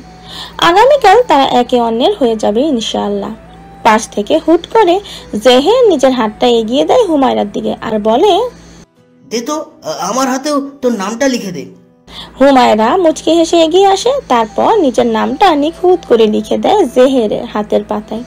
জেহের সেই হাতটা নিজের চোখের সামনে ধরে নেয়, ধীর কণ্ঠে বলে, তোমার এই নামটা যদি আজীবনের জন্য আমার বুকের মাঝখানে গেঁথে রাখতাম প্রিয়তমা। ঘরে এ সময় এক চিলতে কৌতুক ভরা নিস্তব্ধতা। হুমায়রা চোখ রাঙিয়ে বলে ওঠে, পাগল হয়ে গেছো? কি বকছো? সবাই তো সামনে আছে। জেহের ফিসফিস করে বলে, আরে ধুর, কি হবে। এই দৃশ্যের মাঝে সায়রার সামনে জারার পাশে সোফায় বসে বসে জিদান হালকা বিরক্তি সুরে বলে ওঠে, এসব মেহেদি দিয়ে হাতের মাঝে নাম লিখা বউয়ের নাম আমার কাছে একদমই ফাউল কাজ। মাহিদ ভাই দীর্ঘশ্বাস ফেলে যারা সামনে ওঠে, জিদানের দিকে তাকিয়ে হাঁটা শুরু করেন, নয়তো কিছু বলবেন, গিয়ে ওর পাশে বসেন। তখনই সায়রা বিড়বিড় করে বলে ওঠে, ফাউল মনে হবেই তো, ভালোবাসো না তো কাউকে। যারা ভালোবাসে তাদের কাছে এগুলোই সুন্দর লাগে, আর যারা বাসে না তাদের কাছে ফাউল। জিদানের কানে কথাটা পৌঁছায়, কিছু মুহূর্ত থমকে যায়। তারপর সবাইকে অবাক করে দিয়ে সায়রার কানের কাছে মুখ নিয়ে নরম গলায় বলে, আমিও লিখব তোর নাম, তবে হাতের পাতায় না, নিজের কলিজায়। কথাটা জোরে বলে সবাই শুনতে পান। হেসে ওঠেন সবাই। সায়রা মুহূর্তেই গলে যায়, লজ্জায় মাথা সরিয়ে নেয়। ছি, এ কি কথা! সায়রার গাল লজ্জায় লাল, চোখ নিচু করে আছেন। জিদান সব সময় লজ্জায় মারে। মাহিদ ভাই এসে জিদানকে টেনে নিয়ে বলেন, রিল্যাক্স রিল্যাক্স, আমার বোনকে এভাবে লজ্জা দিস না। জিদান নিঃশ্বাস ফেলে বলে, তোর বোন লজ্জা পায় কেন? জামাই হই ওর আমি। এই হাসি মজার পরিবেশে হঠাৎ করে দাদাজান বলে ওঠেন, এই সায়রা, এদিকে আয় তো, আমার হাতেও তোর দাদিজানের নামটা লিখে দে। এটা শুনেই ঘর জুড়ে আবারও হেসে ওঠে সবাই। খিলখিল করে ছড়িয়ে পড়ে হাসির রোল। দাদিজান হাসতে হাসতে বলেন, বুড়ো বয়সেও শখ জেগেছে, কত কিছু যে দেখতে হয়। দাদাজান মুচকি হেসে ধীর কণ্ঠে বলেন, ভালোবাসার বয়স হয় না গো প্রিয়তমা, ভালোবাসা তো শুধু নতুন রূপ হয়। আজ নির্মল এক ফজরের সকাল। চারপাশে এখনো পুরোপুরি আজান শুরু হয়নি, তবে হালকা সুর ভেসে আসছে দূরের কোনো মসজিদ থেকে। মাহিদ ভাই আজ একটু আগেভাগে ঘুম থেকে উঠেছেন। মাহিদ ভাই ধীরে ধীরে উঠে বসেন। আজকের এই দিনটা অন্যরকম। আজকের সকাল, আজকের সূর্যোদয়, আজকের দুনিয়া সবই বদলে যাবে ওনার। কারণ আজ ওনার জারার সঙ্গে ওনার নিকা চিরকালের জন্য চিরন্তন হবে ওনার জারার আজ ওনার জন্য। ওয়াশরুমে গিয়ে অজু সেরে নেন। রুমে এসে ক্যাবিনেট খুলে তুলে নেন সাদা পাঞ্জাবি আর সাদা পায়জামা। আজকের দিনটা হোক সাদা, পবিত্র হোক, রবের সামনে একান্ত হোক। হালকা আতর মেখে জায়নামাজ নিয়ে নীরবে দাঁড়িয়ে যান তাহাজ্জুদের নামাজে মাহিদ ভাই। তাহাজ্জুদের সিজদায় গিয়ে মাথা রাখেন, নিজের কর্ম সবকিছুর জন্য রবের কাছে মাফ চেয়ে নেন প্রতিদিনের মতো। আর কান্না ভেজা কণ্ঠে বলেন, রব, আপনি আমায় তার যোগ্য বানান। আমার হাতে যে অমূল্য আমানত আজ তোলা হবে, তাকে আমি যেন ভালোবাসে হেফাজত আর সম্মানের চাদরে মুড়িয়ে রাখতে পারি। আপনার আমায় দেওয়া নিয়ামতের জন্য, যারাকে আমার করে দেওয়ার জন্য আপনার দরবারে লাখো কোটি শুকরিয়া। আপনি সাক্ষী হন আজকের এই পবিত্র নিয়তের। অতঃপর নামাজ শেষ করে দুই হাত তুলে দোয়া করেন মাহিদ ভাই। মুনাজাত শেষে চুপচাপ কিছু সময় বসে থাকেন, মন যেন ডুবে আছে কোনো সাদা শান্ত নদীতে। বর্তমান মাহিদ ভাই আজানের সুরে শুনে জায়নামাজে উঠে দাঁড়ান। সব গুছিয়ে চুপচাপ রুম থেকে বের হয়ে হাঁটতে থাকেন, উদ্দেশ্য মসজিদে যাওয়া। তবে যারা রুমের সামনে যেতেই ওনার চোখ থেমে যায়। দরজাটা আজ বন্ধ রুমের। প্রতিদিনই তো তাহাজ্জুদের সময় দরজাটা খোলা থাকতো। যারা উঠে তাহাজ্জুদ পড়ে, আর উনি তাহাজ্জুদ পড়ে মসজিদের জন্য বের হলেই দরজায় ফাঁক দিয়ে একবার দেখা হতো ওদের। চোখাচোখিও হতো, নীরব এক ইশারা হতো। কিন্তু আজ তেমন কিছু না। মাহিদ ভাই কিঞ্চিত কৌতূহল নিয়ে দরজার দিকে একটু এগিয়ে গিয়ে স্থির দাঁড়িয়ে থাকেন। যারা না ওঠার মানে হয়তো ঘুমিয়ে আছে, অনেক দেরি করে রাতে ঘুমিয়েছে। যারার কথা মনে আসতেই মাহিদ ভাই মৃদু হেসে বলেন নিজের মনে, আজ তোকে পুরোপুরি নিজের করে নেব ইনশাল্লাহ। তুই না উঠলেও আমি উঠছি তো। তা হচ্ছে তো দোয়ার শেষে আমি শুধু তোকে চেয়েছি প্রিয়তমা। এসব ভেবে মাহিদ ভাই ধীরে ধীরে এগিয়ে যান যারা রুমের দিকে। দরজাটা আনলক। প্রবেশ করেন নরম পায়ের রুমে। উদ্দেশ্য একটাই, নামাজের সময় হয়ে এসেছে, যারাকে ডেকে তোলা দরকার। ঘরে প্রবেশ করে লাইট অন করেন মাহিদ ভাই। আর ঠিক তখনই মুহূর্তের জন্য ওনার চোখ আটকে যায়। সাদা বিছানার উপরে লাল জামা পরা যারার ওপর এক অপার্থিব দৃশ্য শুয়ে আছে। মেহেদি রাঙা দুই হাত দুই দিকে ছড়িয়ে, এলোমেলো চুলে জড়ানো এক স্নিগ্ধতা। এই স্নিগ্ধতাই ওনার যারা, ওনার প্রাণ প্রিয়তমা। যারা মাহিদ ভাইয়ের কাছে এই মুহূর্তে শুভ্র চাদরের ওপর লাল শাড়ির মতো ছড়িয়ে থাকা সেই সাজে। পূর্ণিমা রাতে রক্তিম চাঁদের আলোয় ভিজে থাকা এক কাব্য। তাও মাহিদ ভাই নিজেকে সামলে নেন। এই সময় প্রিয়তমাকে দেখার জন্য নয়, এই সময় নামাজের। ঘোর কাটিয়ে ধীরে ধীরে এগিয়ে যান। গিয়ল যারার মাথার কাছে বসেন। ওর মাথায় আলতো করে হাত বুলিয়ে দিয়ে স্বল্প স্বরে বলেন, যারা নামাজ পড়বি না, ওঠ। যারা ধীরে ধীরে চোখ মেলে। আলোর ঝলকে মাহিদ ভাইকে সাদা পাঞ্জাবিতে দেখে খানিকটা চমকে ওঠে। তারপর চোখ মেলে তাকিয়ে এক টুকরো হাসি ছড়িয়ে দেয় মুখশ্রীতে। মাহিদ ভাইও মুচকি হেসে ওঠেন ওর হাসিতে। ইস, দেরি করে ঘুমিয়ে পড়ে তাহাজ্জুদটা মিস হয়ে গেল। মাহিদ ভাই মুচকি হেসে আলতো করে ওর মাথায় হাত বুলিয়ে দিয়ে বলেন, আচ্ছা যাও, গোসল করে ওযু করে নামাজ পড়ে নে। তারপর যারা দু হাত নিজের হাতে তুলে নেন। ওনারা নামের যারার হাতে মেহেদি দেখেই প্রাণটা জড়িয়ে যায়। গাঢ় মেহেদি রাঙা সেই হাত জোড়া মনে হয় মাহিদ ভাই নামে এক খণ্ড কবিতা, ওনার হৃদয় ছুঁয়ে যাওয়া রঙিন ছায়া। মাহিদ ভাই এক দৃষ্টিতে সেই রঙে ভরে ওঠা হাত দুটো দেখতে থাকেন। যারার হাত দুটো নিজের নাকের কাছে ধরে নিজের চোখ বুজে মেহেদির গ্রাণ নেন গভীর এক মুগ্ধতায়। আহা, কি মুগ্ধ এই অনুভূতি! তারপর নিজের ঠোঁটে ছুঁয়ে দেন যারার মেহেদি রাঙা দু হাতে। যারা হেসে ওঠে খিলখিলিয়ে। এই হাসি যে এক তৃপ্তির হাসি, প্রিয়তমকে পাওয়ার হাসি। মুখে লেগে যাবে মেহেদি। মাহিদ ভাই ওর দিকে মুখ তুলে তাকিয়ে বলেন ধীর কণ্ঠে, লাগলে লাগুক, সমস্যা কি? যারা দুই গালে আলতোভাবে নিজের উষ্ণ হাত রাখেন। গভীর ভাবে ওর চোখে তাকিয়ে কপালে ছুঁয়ে দেন। এক এক চুম্বনে এক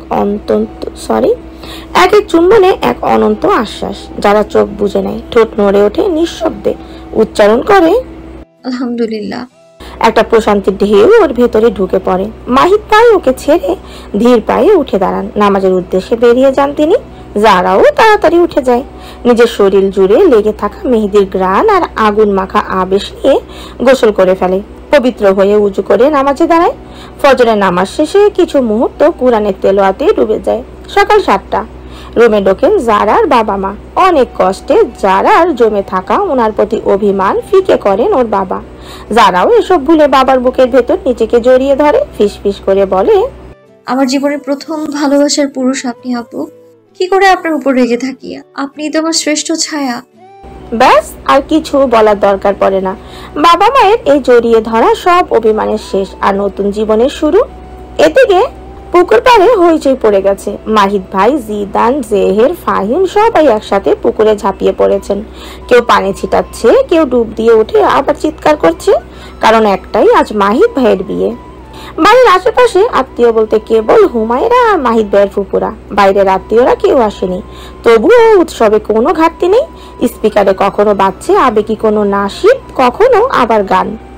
গড়ে উঠেছে সাজগোজের ধুম। মাহিদ ভাই নিজের রুমে রেডি হচ্ছেন। পাশে দাঁড়িয়ে আছে জিদান, জেহের, দুজনেই ওনার প্রিয় সঙ্গী। মাহিদ ভাই পরেছেন গাঢ় কালো শেরওয়ানি, যাতে কালো পাথরে খোদাই করা, মৃদু অলঙ্কারে সাজানো, বুক জুড়ে সূক্ষ্ম সোনালী সুতোর কাজ করা। সাদা রয়েছে চাকচিক্যহীন কালো পায়জামা, যার ভাজে ভাজে জমে আছে অহংকারহীন সরলতা আর পবিত্রতা। পায়ে পরেছেন একজোড়া চকচকে কালো লেদার জুতো। ডান হাতে একটি ব্র্যান্ডেড কালো ঘড়ি। কিন্তু সবচেয়ে মোহনীয় ওনার মাথার সাজ, একখানা দুধ সাদা মখমলি পাগলি, সোনালী আলপনার মতো সুতো করে কারুকাজ করা। মাহিদ ভাইকে বড্ড সুন্দর লাগছে আজ। ওনার ন্যায় তাকিয়ে জিদান হেসে বলে, ও ভাই, আর সাজিস না, নয়তো আমার বোন তো শেষ। জিদানের কথা শুনে মাহিদ ভাই হেসে বলে ওঠেন, তোর বোন তো এমনি মাহিদ ভাই বলতেই তো সব শেষ, সাজা দেখে তো শেষের শেষ। মাহিদ ভাই নিজেকে আয়নায় দেখেছেন আর ভাবছেন আজ তিনি শুধু একজন বর নন, আজ তিনি এক অনন্ত অপেক্ষার প্রতীক, একজন নারীর জীবনের সবচেয়ে কাঙ্ক্ষিত অতিথি, একজন প্রিয়তমা অন্তভাষীর মাহিদ ভাই। যারাও রেডি হচ্ছে, যারাকে হুমায়রা আর সায়রা রেডি করিয়ে দিয়েছে। এলিজাও ছিল, তবে চুপটি করে বসে।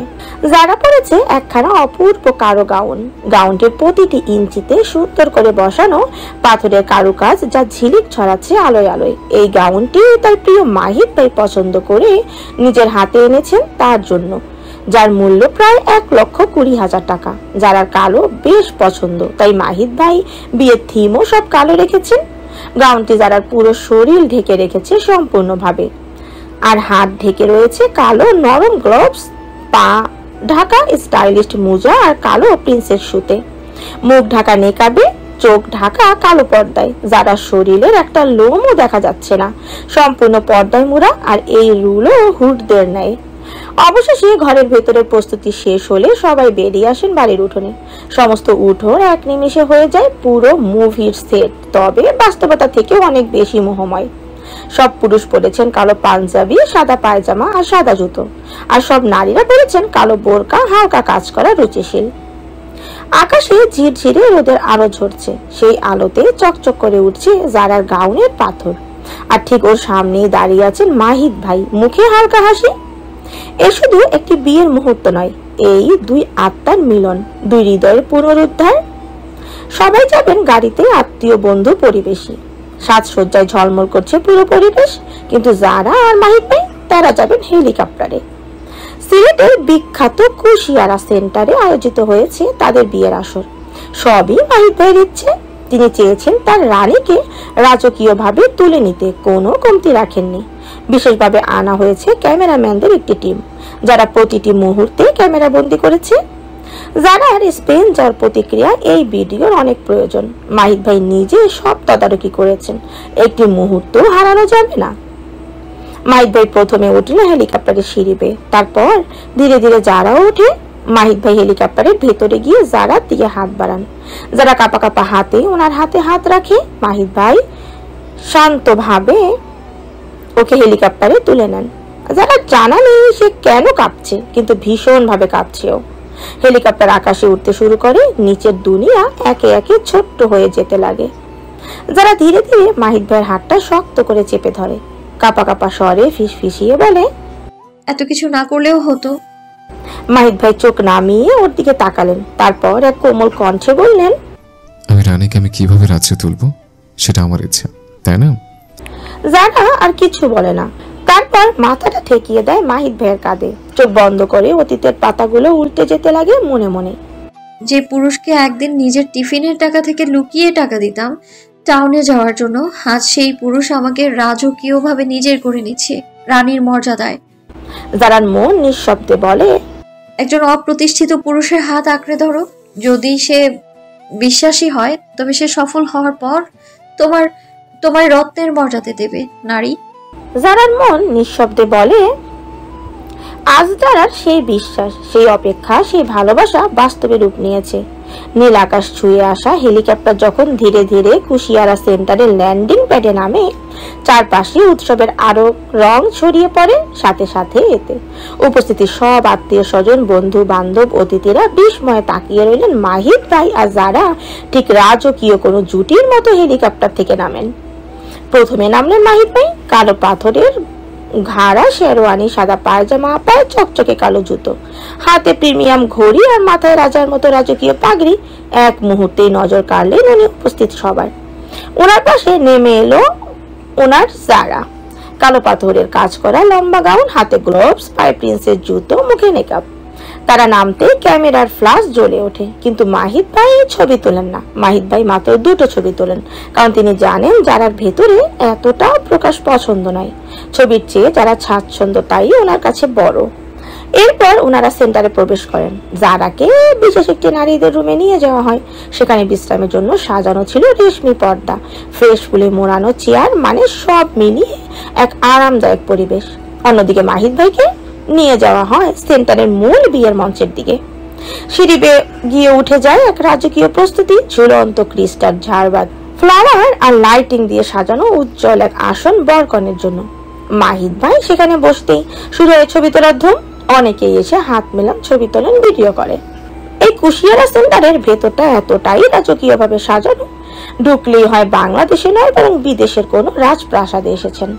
খাওয়া দাওয়া শেষ, সবাই তৃপ্তি মুখে হাসি মুখে নিজেদের মতো করে গল্পে মেতে আছেন। হাসির রোল পড়েছে চারিদিকে। এখন শুধু বরকনের বিয়ের অপেক্ষা সবাই। এমন সময় হঠাৎই মাহিদ ভাই উঠে দাঁড়ান। তখন কেউ একজন এগিয়ে এসে ওনার হাতে একটি মাইক্রোফোন তুলে দেয়। তিনি এগিয়ে এসে রেলিং এর কাছে দাঁড়ান, সবার দিকে তাকিয়ে শান্ত গলায় বলেন, আসসালামু আলাইকুম রাহমাতুল্লাহ।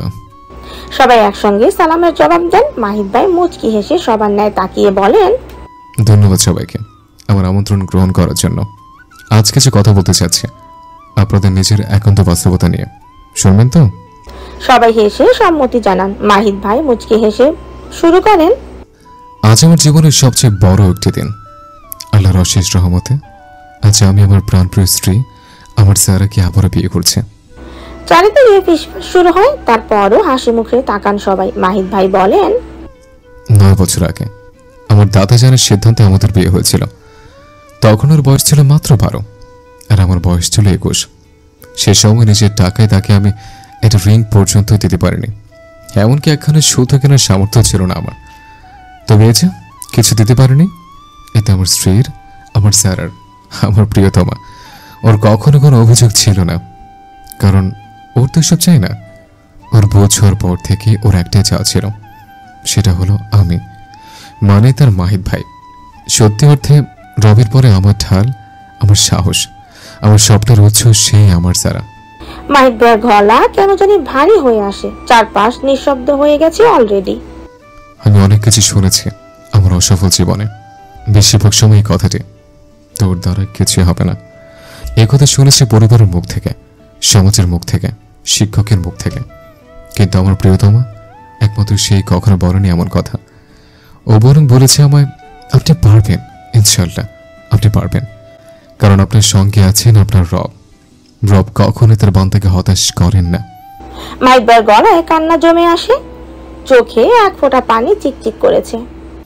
আর যদি আমি সামান্য কিছু হতে পারি, তবে তা ওর বিশ্বাসের জোরে। ও সেই নারী যে আমি বিশ্বাস করেছে তখন, যখন আমি নিজেকে বিশ্বাস করিনি। মাহিদ ভাইয়ের গলা আবার মাইক্রোফোনে কাঁপতে কাঁপতে উঠে ভেসে আসে, আমার আইএলটিএস করা থেকে শুরু করে স্পেনে পৌঁছানো পর্যন্ত আমার জীবনের প্রতিটা ধাপে একটাই নাম, একটাই ছায়া, সে আমার সারা। সে নিজের কাছে থাকা সব সোনা গহনা, এমনকি সেই সঞ্চয়টুকু আমার হাতে তুলে দিয়েছে শুধু একটা কথায়, আপনি সফল হন মাহিদ ভাই। আইএলটিএস করলাম, করে যখন 7 পয়েন্ট পেলাম আমি খুশি হয়েছিলাম ঠিকই, কিন্তু আমার চেয়ে বেশি খুশি হয়েছিল আমার প্রিয়তমা। জানেন, আমি যেতে চেয়েছিলাম ফ্রান্স অথবা কানাডা, কিন্তু ভাগ্য আমায় ঠাঁই দিয়েছে স্পেনে। এক দীর্ঘশ্বাস ফেলে আবার বলেন মাহিদ ভাই, আমার বড় মামার চেষ্টায় একদিন স্পেনের ভিসা পাই, অনেক কাজ খোর পুড়িয়ে। কিন্তু শর্ত ছিল টাকা লাগবে 8 লাখ। এখন শুনলে হয়তো 8 লাখ টাকা কি তেমন কিছু মনে হবে না। এখন তো আইএলটিএস করে বিদেশ যেতে লাগে প্রায় 23 থেকে 24 লাখ। কিন্তু এটা সেই 5 বছর আগের কথা, আর তখন আমাদের কাছে 8 লাখ টাকা ছিল আকাশচুম্বী। মামা বললেন 3 লাখ দিতে পারবো, বাকিটা তো আমাদের জোগাড় করতে হবে। তখনই শুরু হয় আমাদের জীবনের সবচেয়ে তীব্র এক যুদ্ধ। আমার দাদা যান আমার বিয়ের সময় কাবিনে যে জমিটা যারা নামে দিয়েছিলেন সেটা বিক্রি করে টাকা দিতে চায় যারা। নিজের নামে জায়গা আমার নামে বিক্রি করে দিবে, তবে যারা ছিল না এতে একটু দ্বিধা। উল্টো সে পাগলের মতো জেদ ধরে বসলো জমি বিক্রি করতে টাকা জোগাড়ের জন্য। মাহিদের গলা টলমল করে ওঠে, চোখ বেয়ে এক ফোঁটা পানি বেরিয়ে পড়ে। এই জমি বিক্রির জন্য ওকে অনেক ঝড় ঝাপটা সহ্য করতে হয়েছে। পরিবারের অনেক বাধা এসেছে, কষ্ট, অপমান, মারধর সব সহ্য করেছে।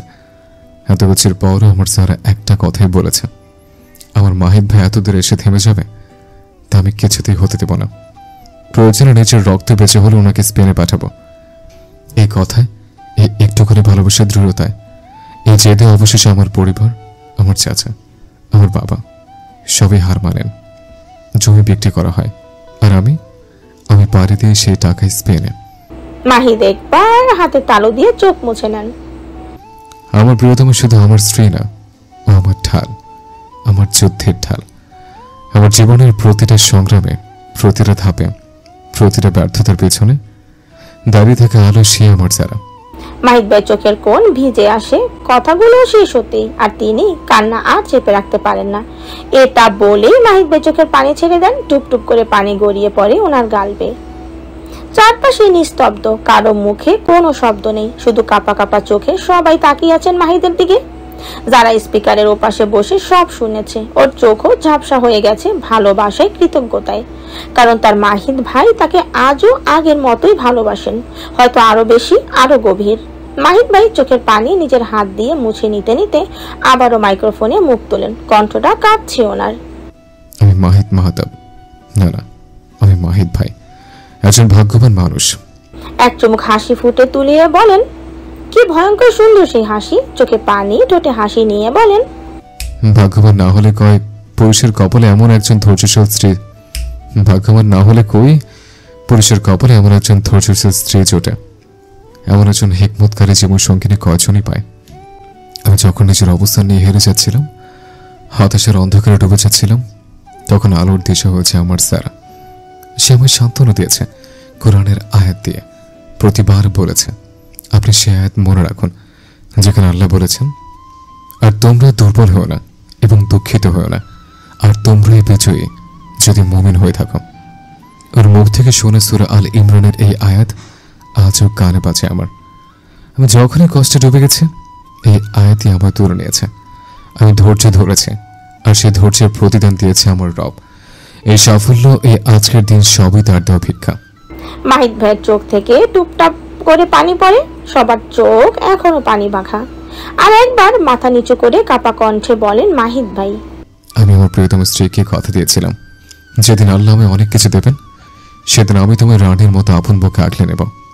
আজ আমি জানি না কতটুকু আমি সেই কথা রাখতে পেরেছি, কিন্তু আমি জানি আমি চেষ্টার কোনো কমতি রাখিনি।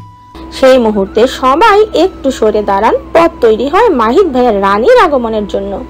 জিদান, জেহের, সাফরাজ, ফাহিম, সামি আর সিয়াম, যারা সব ভাইয়েরা, সবাই নিয়ে আসছে জারাকে ঘিরে। সবার চোখে একটাই দায়িত্ব, জারাকে মাহিদ ভাই পর্যন্ত নিয়ে আসা। ধীরে ধীরে জারাকে নিয়ে তারা উঠতে থাকে গালিচা বিছানো সেই সিঁড়ি বরাবর। জারার পা কাঁপছে, এত মানুষের মাঝখানে সে কেবল এক জায়গাতেই বন্দি, আর তা হলো তার মাহিদ ভাইয়ের ভেজা চোখে। ধীরে ধীরে সিঁড়ি বেয়ে উঠতে উঠতে আসে যারা এসে দাঁড়ায় মাহিদ ভাইয়ের সামনে। আর ঠিক তখনই মাহিদ ভাই এক হাঁটু ঘেরে বসে পড়েন ওর সামনে। এক হাতে জারার দিকে হাত বাড়িয়ে অন্য হাতে মাইক্রোফোন ধরে বলেন, থাকবে সারা জীবন আমার ঢাল হয়ে। যারার চোখ ভেজে আসে, এই পুরুষটা কেন এমন করছেন? এত ভালোবাসা, এত শ্রদ্ধা, এত সম্মান তার জন্য। যারা ধীরে ধীরে হাত বাড়িয়ে নিজের মাহিদ ভাইয়ের হাতটা ধরে, ফিসফিসিয়ে বলে, থেকে যাব। সেই উত্তর শুনে মাহিদ ভাইয়ের অন্তর মেঘ ফুরে রোদ হয়ে ঝরে পড়ে। মাহিদ উঠে দাঁড়ান, নিজের জারাকে, নিজের পৃথিবীকে বুকে টেনে নেন। উনি জারাকে জড়িয়ে ধরে মাইক্রোফোনে মুখ এনে বলেন, কান্না ভাঙা গলায় বলেন, ধন্যবাদ আমার ঢাল হওয়ার জন্য, আমার খারাপ সময়ে শূন্য পকেটে আমার পাশে থাকার জন্য। ধন্যবাদ তোমায় আমার প্রাণ প্রিয়তম, সবসময় মাহিদ ভাইকে ভালোবেসে যাওয়ার জন্য। চারিদিকে স্তব্ধ হয়ে যায়, শুধু ভালোবাসা, শুধু চোখের পানি, আর দুজন মানুষের ভালোবাসার জীবন সাক্ষী। যারা নিজেকে ধরে রাখতে পারেন না, চোখের কোণে জমে থাকা পানি ভালোবাসার সাগরে এক টানে ভেসে যায়। সে কেঁদে ফেলে, বুক ভরা আবেগ নিয়ে বলে, ধন্যবাদ আমিও প্রাণ প্রিয়তম। মাহিদ ভাই, ভীষণ ভালোবাসি আমি আপনাকে, ভীষণ। আপনি আমার প্রাণের চেয়েও প্রিয়তম। চারিদিকে এখন এক পবিত্র স্তব্ধতা। দুদিকে পর্দা টানা সাদা রঙের, একদিকে জারা, অন্যদিকে মাহিদ ভাই। চারপাশে রয়েছে পরিবারের আপনজনেরা। বিয়ে পড়ানো শুরু হয়। দেনমোহর আগেরটাই রাখা হয়, যা 2 লক্ষ। মাহিদ ভাই অনেকবার চেয়েছিলেন তা বাড়াতে, কিন্তু জারা বারবার না বলেছে। ভালোবাসা দাম দিয়ে মাপা যায় না। বিয়ের সব ফর্মালিটি পূর্ণ করে কাজী সাহেব এগিয়ে দেন কাবিননামা। মাহিদ ভাইয়ের নিকট সোনালী কাঠের ফ্রেমে বাঁধানো রাজকীয় কাবিননামাটি মখমলের মতো সুন্দর কাপড়ের উপরে রাখা। চারপাশে ঝলমলে সোনালী নকশা, মাঝখানে কুরআনের আয়াত নিকাহের মাহাত্ম্য ঘোষণা করেছেন নীরব ঐশ্বর্যে। মাহিদ ভাই এক পাশে রাখা সাদা পালক লাগানো সোনালী কলম ধীর হাতে তোলেন, বিসমিল্লাহ বলে সই করে দেন নিজের নামের নিচে সেই সোনালী কালি দিয়ে, যা ওনার ভালোবাসা, দায়িত্ব আর ওয়াদা হয়ে কাগজে ঝরে পড়ে। তারপর মৃদু হেসে 3 বার কবুল বলে দেন। এবার পালা যারা একবার বিয়ে করেও আজ কাঁপছে, আবারও হয়তো ভালোবাসার গভীরতায় বা অনুভবের ভারে। পর্দার আড়াল থেকে যারা ধীরে ধীরে কলম হাতে তুলে নেয়, তার আঙুলে স্পর্শ করে সেই কলম, আর মুহূর্তে আসমান জমিন সাক্ষী হয়, কবুল বলে দেয়। বিয়ে সম্পন্ন হয়, সবাই আলহামদুলিল্লাহ পড়েন, খেজুর খান। অতঃপর পরিবারের সদস্যরা ধীরে ধীরে দুদিকে পর্দা সরিয়ে দেন। দুই পক্ষে দুটি আটটা আজ পরিপূর্ণভাবে এক হয়ে যায়। মাহিদ ভাই ধীরে ধীরে উঠে দাঁড়ান, যারাও উঠে দাঁড়ায়। মাহিদ ভাই একটু এগিয়ে গিয়ে দাঁড়িয়ে থাকা যারা চোখের দিকে তাকিয়ে দুই বাহুতে নিজের হাত রাখেন। তারপর ধীরে ধীরে যারার কপালে ঠোঁট ছুঁয়ে দেন, অনেকটা সময় চুপচাপ নিঃশব্দে গভীর আবেগে। যারা এটা দেখে হঠাৎই হু হু করে কেঁদে ওঠে। এই কান্না ভাঙনের না, এই কান্না খুশির, পাওয়ার, ভালোবাসার। এই ভেবেই যারা কাঁদছে যে আজ থেকে মাহিদ ভাই শুধুই তার মাহিদ ভাই। যারা মাথা রেখে দেয় মাহিদ ভাইয়ের বুকের মাঝখানে, গোটা পৃথিবীর শান্তি তো তার এই বুকে জুড়েই। যারা মাহিদ ভাইয়ের পাঞ্জাবি আঁকড়ে ধরে কাপা কণ্ঠে আবারও বলে, খুব ভালোবাসি আমি আপনাকে মাহিদ ভাই, খুব ভালোবাসি, খুব বেশি ভালোবাসি আপনাকে। মাহিদ ভাই হাত রাখেন ওর মাথায়, হাত বুলিয়ে দিতে দিতে বলেন, আপনাকে ভীষণ ভালোবাসি, ভীষণ। তাদের এই ভালোবাসা দেখে নিচে দাঁড়িয়ে থাকা সবার মুখেই হাসি, তবে এক কোণে দাঁড়িয়ে থাকা এলিজা, ওর মুখে হাসি, চোখে পানি। কি অদ্ভুত নিয়তি! এলিজা নিজেকেই বলে, আমি মাহিদ ভাইকে পাইনি, এতে আমার কোনো দুঃখ নেই, কিন্তু আমি বলতে পারিনি, আমি কখনো বলতে পারিনি আমি ওনাকে কতটা ভালোবাসি।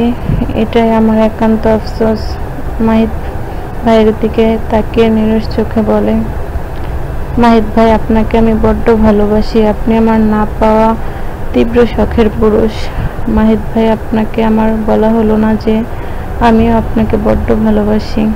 এলিজার দুঃখ এতেই যে সে বলতে পারেনি যে সে মাহিদ ভাইকে ভালোবাসে, এটাই ওর আফসোস। একতরফা ভালোবাসা তীব্র থেকে তীব্র কষ্টের হয়। এই ভালোবাসা বিষের ন্যায় বিষাক্ত। এই ভালোবাসায় ভালোবাসার মানুষটাকে আপন করে পাওয়া যায়, নিজের মতো করে তার সঙ্গ কিছু মুহূর্ত কাটানো যায়, তবে তা শুধুই নিজের কল্পনায়। বাস্তবে তো সে অন্য কারো শখের রাজা। এলিজার আজ ফ্লাইট এখান থেকেই এয়ারপোর্টে চলে যাবে। আগেই সবার কাছ থেকে বিদায় নিয়ে নিয়েছে। নিজের লাগেজটা টেনে বেরিয়ে আসে সেন্টার থেকে, আকাশের দিকে তাকিয়ে বলে, যদি পরজন্ম বলে কিছু হতো আমি যারা হয়ে জন্ম নিতাম, কিন্তু আফসোস একটাই জীবন, আর এই জীবনে প্রিয় মানুষটাকে পাওয়া হলো না আমার। ভালোবাসা তবে একতরফা নয়, কারণ এটার চেয়ে যন্ত্রণা আর কিছুই নেই। এলিজার পা থামে না, হু হু করে কেঁদে ওঠে, নিজেকেই বলে, কে বলেছে একতরফা ভালোবাসতে নেই? নিজের ভালোবাসায় কত সুখী আমি, সেখানে আমি আছি, আমার মাহিদ ভাই আছেন, আমার সংসার আছে। যারা না হয় বাস্তবে মাহিদ ভাইয়ের হয়ে থাকলো, আর আমি এলিজা না হয় নিজ কল্পনায় তার হয়ে রইলাম। রাত প্রায় 9টা। ফুলে মোড়ানো ঘরে বসে আছে যারা, যা মাহিদ ভাইয়ের সাজানো রুমে। চারদিক থেকে মৌ মৌ করে ভেসে আসছে ফুলের গ্রান। টিম টিম করে জ্বলছে মোমবাতির শিখা, আলো নয়, জ্বলে উঠেছে স্বপ্নের কোনো নরম প্রদীপে। এসব নামাজ পড়ে কুরআন তেলাওয়াত শেষে তাকে এখানে নিয়ে আসা হয়েছে। পরানো হয়েছে কালো পাতলা কটন নেটের একখানা নরম শাড়ি, যেটা মাহিদ ভাই নিজ হাতে কিনে এনেছেন। আজ যারা নিজের গায়ে পরে নিয়েছে তার প্রিয় পুরুষের ভালোবাসার চিহ্ন, সেই চেন, কানের দুল, আর সাথে আঙুলে জড়িয়ে নিয়েছে সেই রিং। চুলগুলো খুঁড়ে দিয়েছে, কারণ সে জানে এটাই যে তার মাহিদ ভাইয়ের একান্ত দুর্বলতা। নিজের প্রতিচ্ছবির দিকে তাকিয়ে আয়নার সামনে দাঁড়িয়ে যায় যারা। কি অপার এক নারী সে আজ! নিজের সৌন্দর্যে নিজেকেই থমকে গেছে। বুকের ভেতর এক অজানা ধুকপুকানি শুরু হয়ে গেছে। মাহিদ ভাই আর সে একসাথে থাকবে সারা জীবনের জন্য, একে অপরকে আঁকড়ে। কি ভয়ঙ্কর সুন্দর অনুভব! এসব ভেবে যারা লজ্জায় হাত পা ঠান্ডা হয়ে আসে। ঠিক তখনই দরজায় ঠাড়াস করে শব্দ হয়।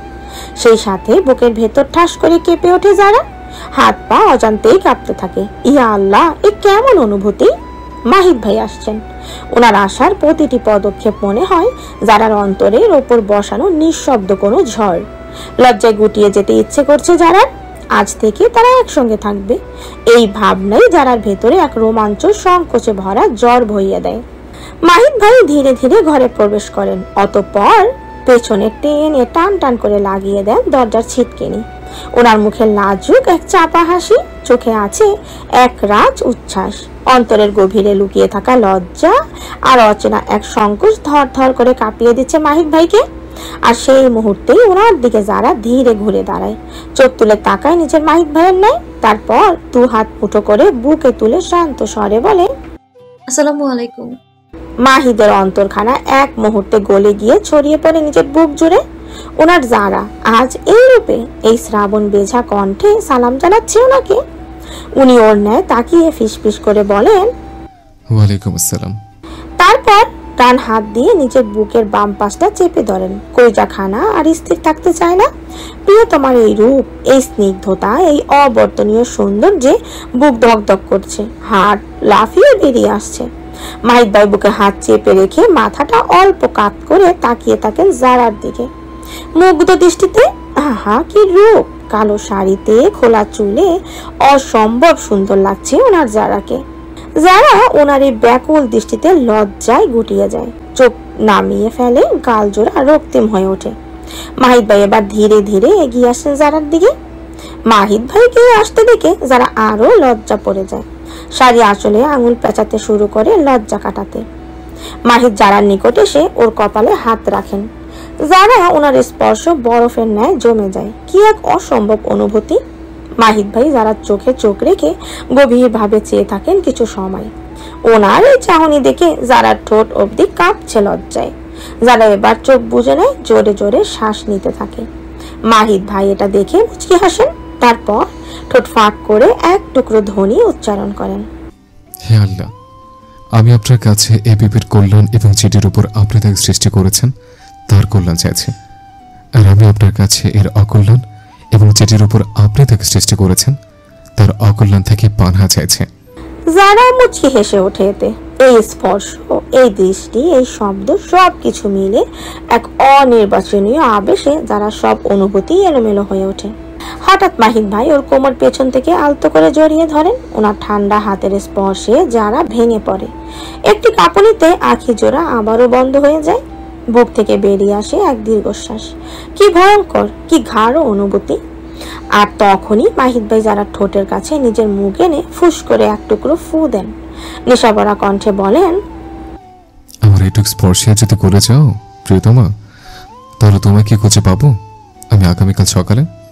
যারা এটা শুনে খিলখিল করে হেসে ওঠে। এই হাসিতেই ওর জীবনের সব ভয়, দ্বিধা, সংকোচ ছুঁড়ে ফেলে দিয়ে আসে। মাহিদ ভাই কিছুক্ষণ ও সে হাসির দিকে নেশাক্ত চোখে চেয়ে থাকেন, তারপর ধীরে ধীরে নিজেকে ছেড়ে দেন যারার শরীর থেকে। যারা অবাক হয়ে মাহিদ ভাই চলে যাচ্ছেন কাবারের দিকে। এটা দেখে যারা মনে মনে ভাবে, এবার কি করবেন? মাহিদ ভাই কাবার থেকে একটি কালো গাঢ় মখমলের থলি বের করেন। নিজের হাতে এনে তা যারার হাতে তুলে দেন সযত্নে। চোখে এক টুকরো দুষ্ট হাসি, ঠোঁটে এক প্রকার স্নেহ টেনে বলেন, নিন মহারানী, এটা আপনার জন্য। যারা বিস্ময়ে থলি হাতে নেয়।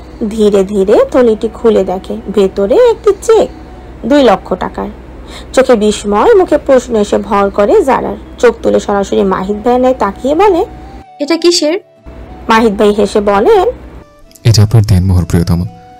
এটা শুনেই যারা তাড়াতাড়ি চেকটা মাহিদ ভাইয়ের হাতে ঠেলে দিয়ে গলা কাঁপিয়ে বলে ওঠে, আমার টাকা পয়সা কিচ্ছু লাগবে না, আপনি আমার হয়ে গেছেন, এটাই আমার সবচেয়ে বড় পাওনা। আর কোনো চাওয়াই নেই আমার মাহিদ ভাই। মাহিদ ভাই নরম হেসে তাকিয়ে থাকেন ওর চোখে আর বলেন, কিন্তু এটা যে তোমার প্রাপ্য প্রিয়তমা, তুমি এটা ফেলে দাও, ছিঁড়ে ফেলো, আগুনে পুড়িয়ে দাও, যা খুশি করো, কিন্তু আমি আর ফিরে নেব না, কারণ আমি মন থেকে দিয়েছি, ভালোবেসে দিয়েছি। যারা থমকে দাঁড়িয়ে থাকে এটা শুনে, চোখে বিস্ময়। কোনো পুরুষ এমন হতে পারে, এমন নিঃস্বার্থ, এমন উদার? ঠিক তখনই ওর দিকে ফের মাহিদ ভাই এগিয়ে আসেন। তার সেই কালো মখমলের থলি থেকে যারার আগের ফিরিয়ে দেওয়া নাক ফুলটিও তুলে নেন। এরপর ধীরে নিঃশব্দে নিখুঁত কোমলতায় নিজ হাতে যারা নাকে পরিয়ে দেন সেই ফুলখানা। যারা চোখ বুজে মুচকি হেসে ওঠে এতে।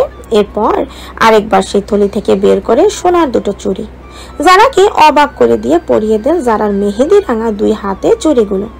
যারা থ হয়ে দাঁড়িয়ে থাকে। এতটা ভালোবাসা, এতটা যত্ন, এতটা আত্মনিবেদন, এই পুরুষ কি সত্যিই বাস্তব? যারার বুকটা জ্বলে ওঠে। এত টাকা খরচ করেছেন মাহিদ ভাই তার জন্য। চোখের পাতা ভার হয়ে আসে। কিন্তু আজ আর কিচ্ছু বলে না যারা মাহিদ ভাইকে। তবে ভবিষ্যতে আর এমন টাকা খরচ করতে দেবে না এটাই নিয়ত করে। টাকা কি গাছে ধরে নাকি? পানির মতো খরচ করবেন। মাহিদ ভাই এবার জারার দুই হাতে নিজের সামনে ধরে মন ভরে প্রিয় জারার মেহেদি রাঙা দুই হাতে চুমু খেতে থাকেন। একবার, দুবার, বারবার। মেহেদির রঙে রাঙানো সেই হাত, ওনার ঠোঁটে কাঁপনিটা ভালোবাসার সবচেয়ে পবিত্র কবিতা হয়ে বাজছে জারার অন্তরে। যারাও এবার সাহস করে নিজের দু হাত তুলে রাখে মাহিদ ভাইয়ের দুই গালে, নরম ভাবে চেপে ধরে আর এক ঝলক ভালোবাসার জাপিতে কয়েকবার ঠোঁট ছুঁয়ে দেয় ওনার মুখশ্রী জুড়ে। মাহিদ ভাই হেসে ওঠেন। প্রেমে পাগল হয়ে ওঠা সেই হাসি মনে হয় জন্মজয়ের এই হাসি। মাহিদ ভাই এবার ধীরে ধীরে যারা কোমল জুড়িয়ে তুলে নেয় যারাকে নিজের কোলে, আর ফুলে যাওয়া বিছানার দিকে এগিয়ে যেতে যেতে বলেন, প্রাণ প্রিয়তমা, আজ আমি আর তুমি এক হয়ে যাব। আজ শুধু তুমি আর আমি, আমাদের ভালোবাসা, আমাদের মিলন, আমাদের চিরন্তন সুখ। এ বলে মাহিদ ভাই জারাকে ধীরে ধীরে বিছানায় বসিয়ে দেন। তারপর নিঃশব্দে রুমের বাতির সুইচ অফ করে দেন। আধারে ভেসে আসে মেহেদি আর আতরের গন্ধ। এবার উনি যারার সামনে এসে ওর দিকে ঝুঁকে নিজের প্রাণ প্রিয়তমার ওষ্ঠধয় আঁকড়ে ধরেন। প্রথমবারের মতো ভালোবাসার ছোঁয়া। যারা লজ্জা পায় বটে, তবে সেও লজ্জা রাঙা হয়ে ওনার গলার বাহু জড়িয়ে ধরে। অতঃপর তারা দুজনে ডুবে যায় এক গভীরতার জগতে, যেখানে শুধুই তারা দুজন, আর কেউ নেই, কোনো ভয় নেই, শুধু ভালোবাসা আর ভালোবাসা। ঘরের নিস্তব্ধ বাতাসে ভেসে ভেসে ওঠে যারা খিলখিল হাসির শব্দ, যেখানে বিসর্জন দিচ্ছে তারা দুজন একে অপরের আত্মা। শেষ হলো আমাদের মাহিদ ভাই আর ওনার জারার এই ছোট্ট গল্প।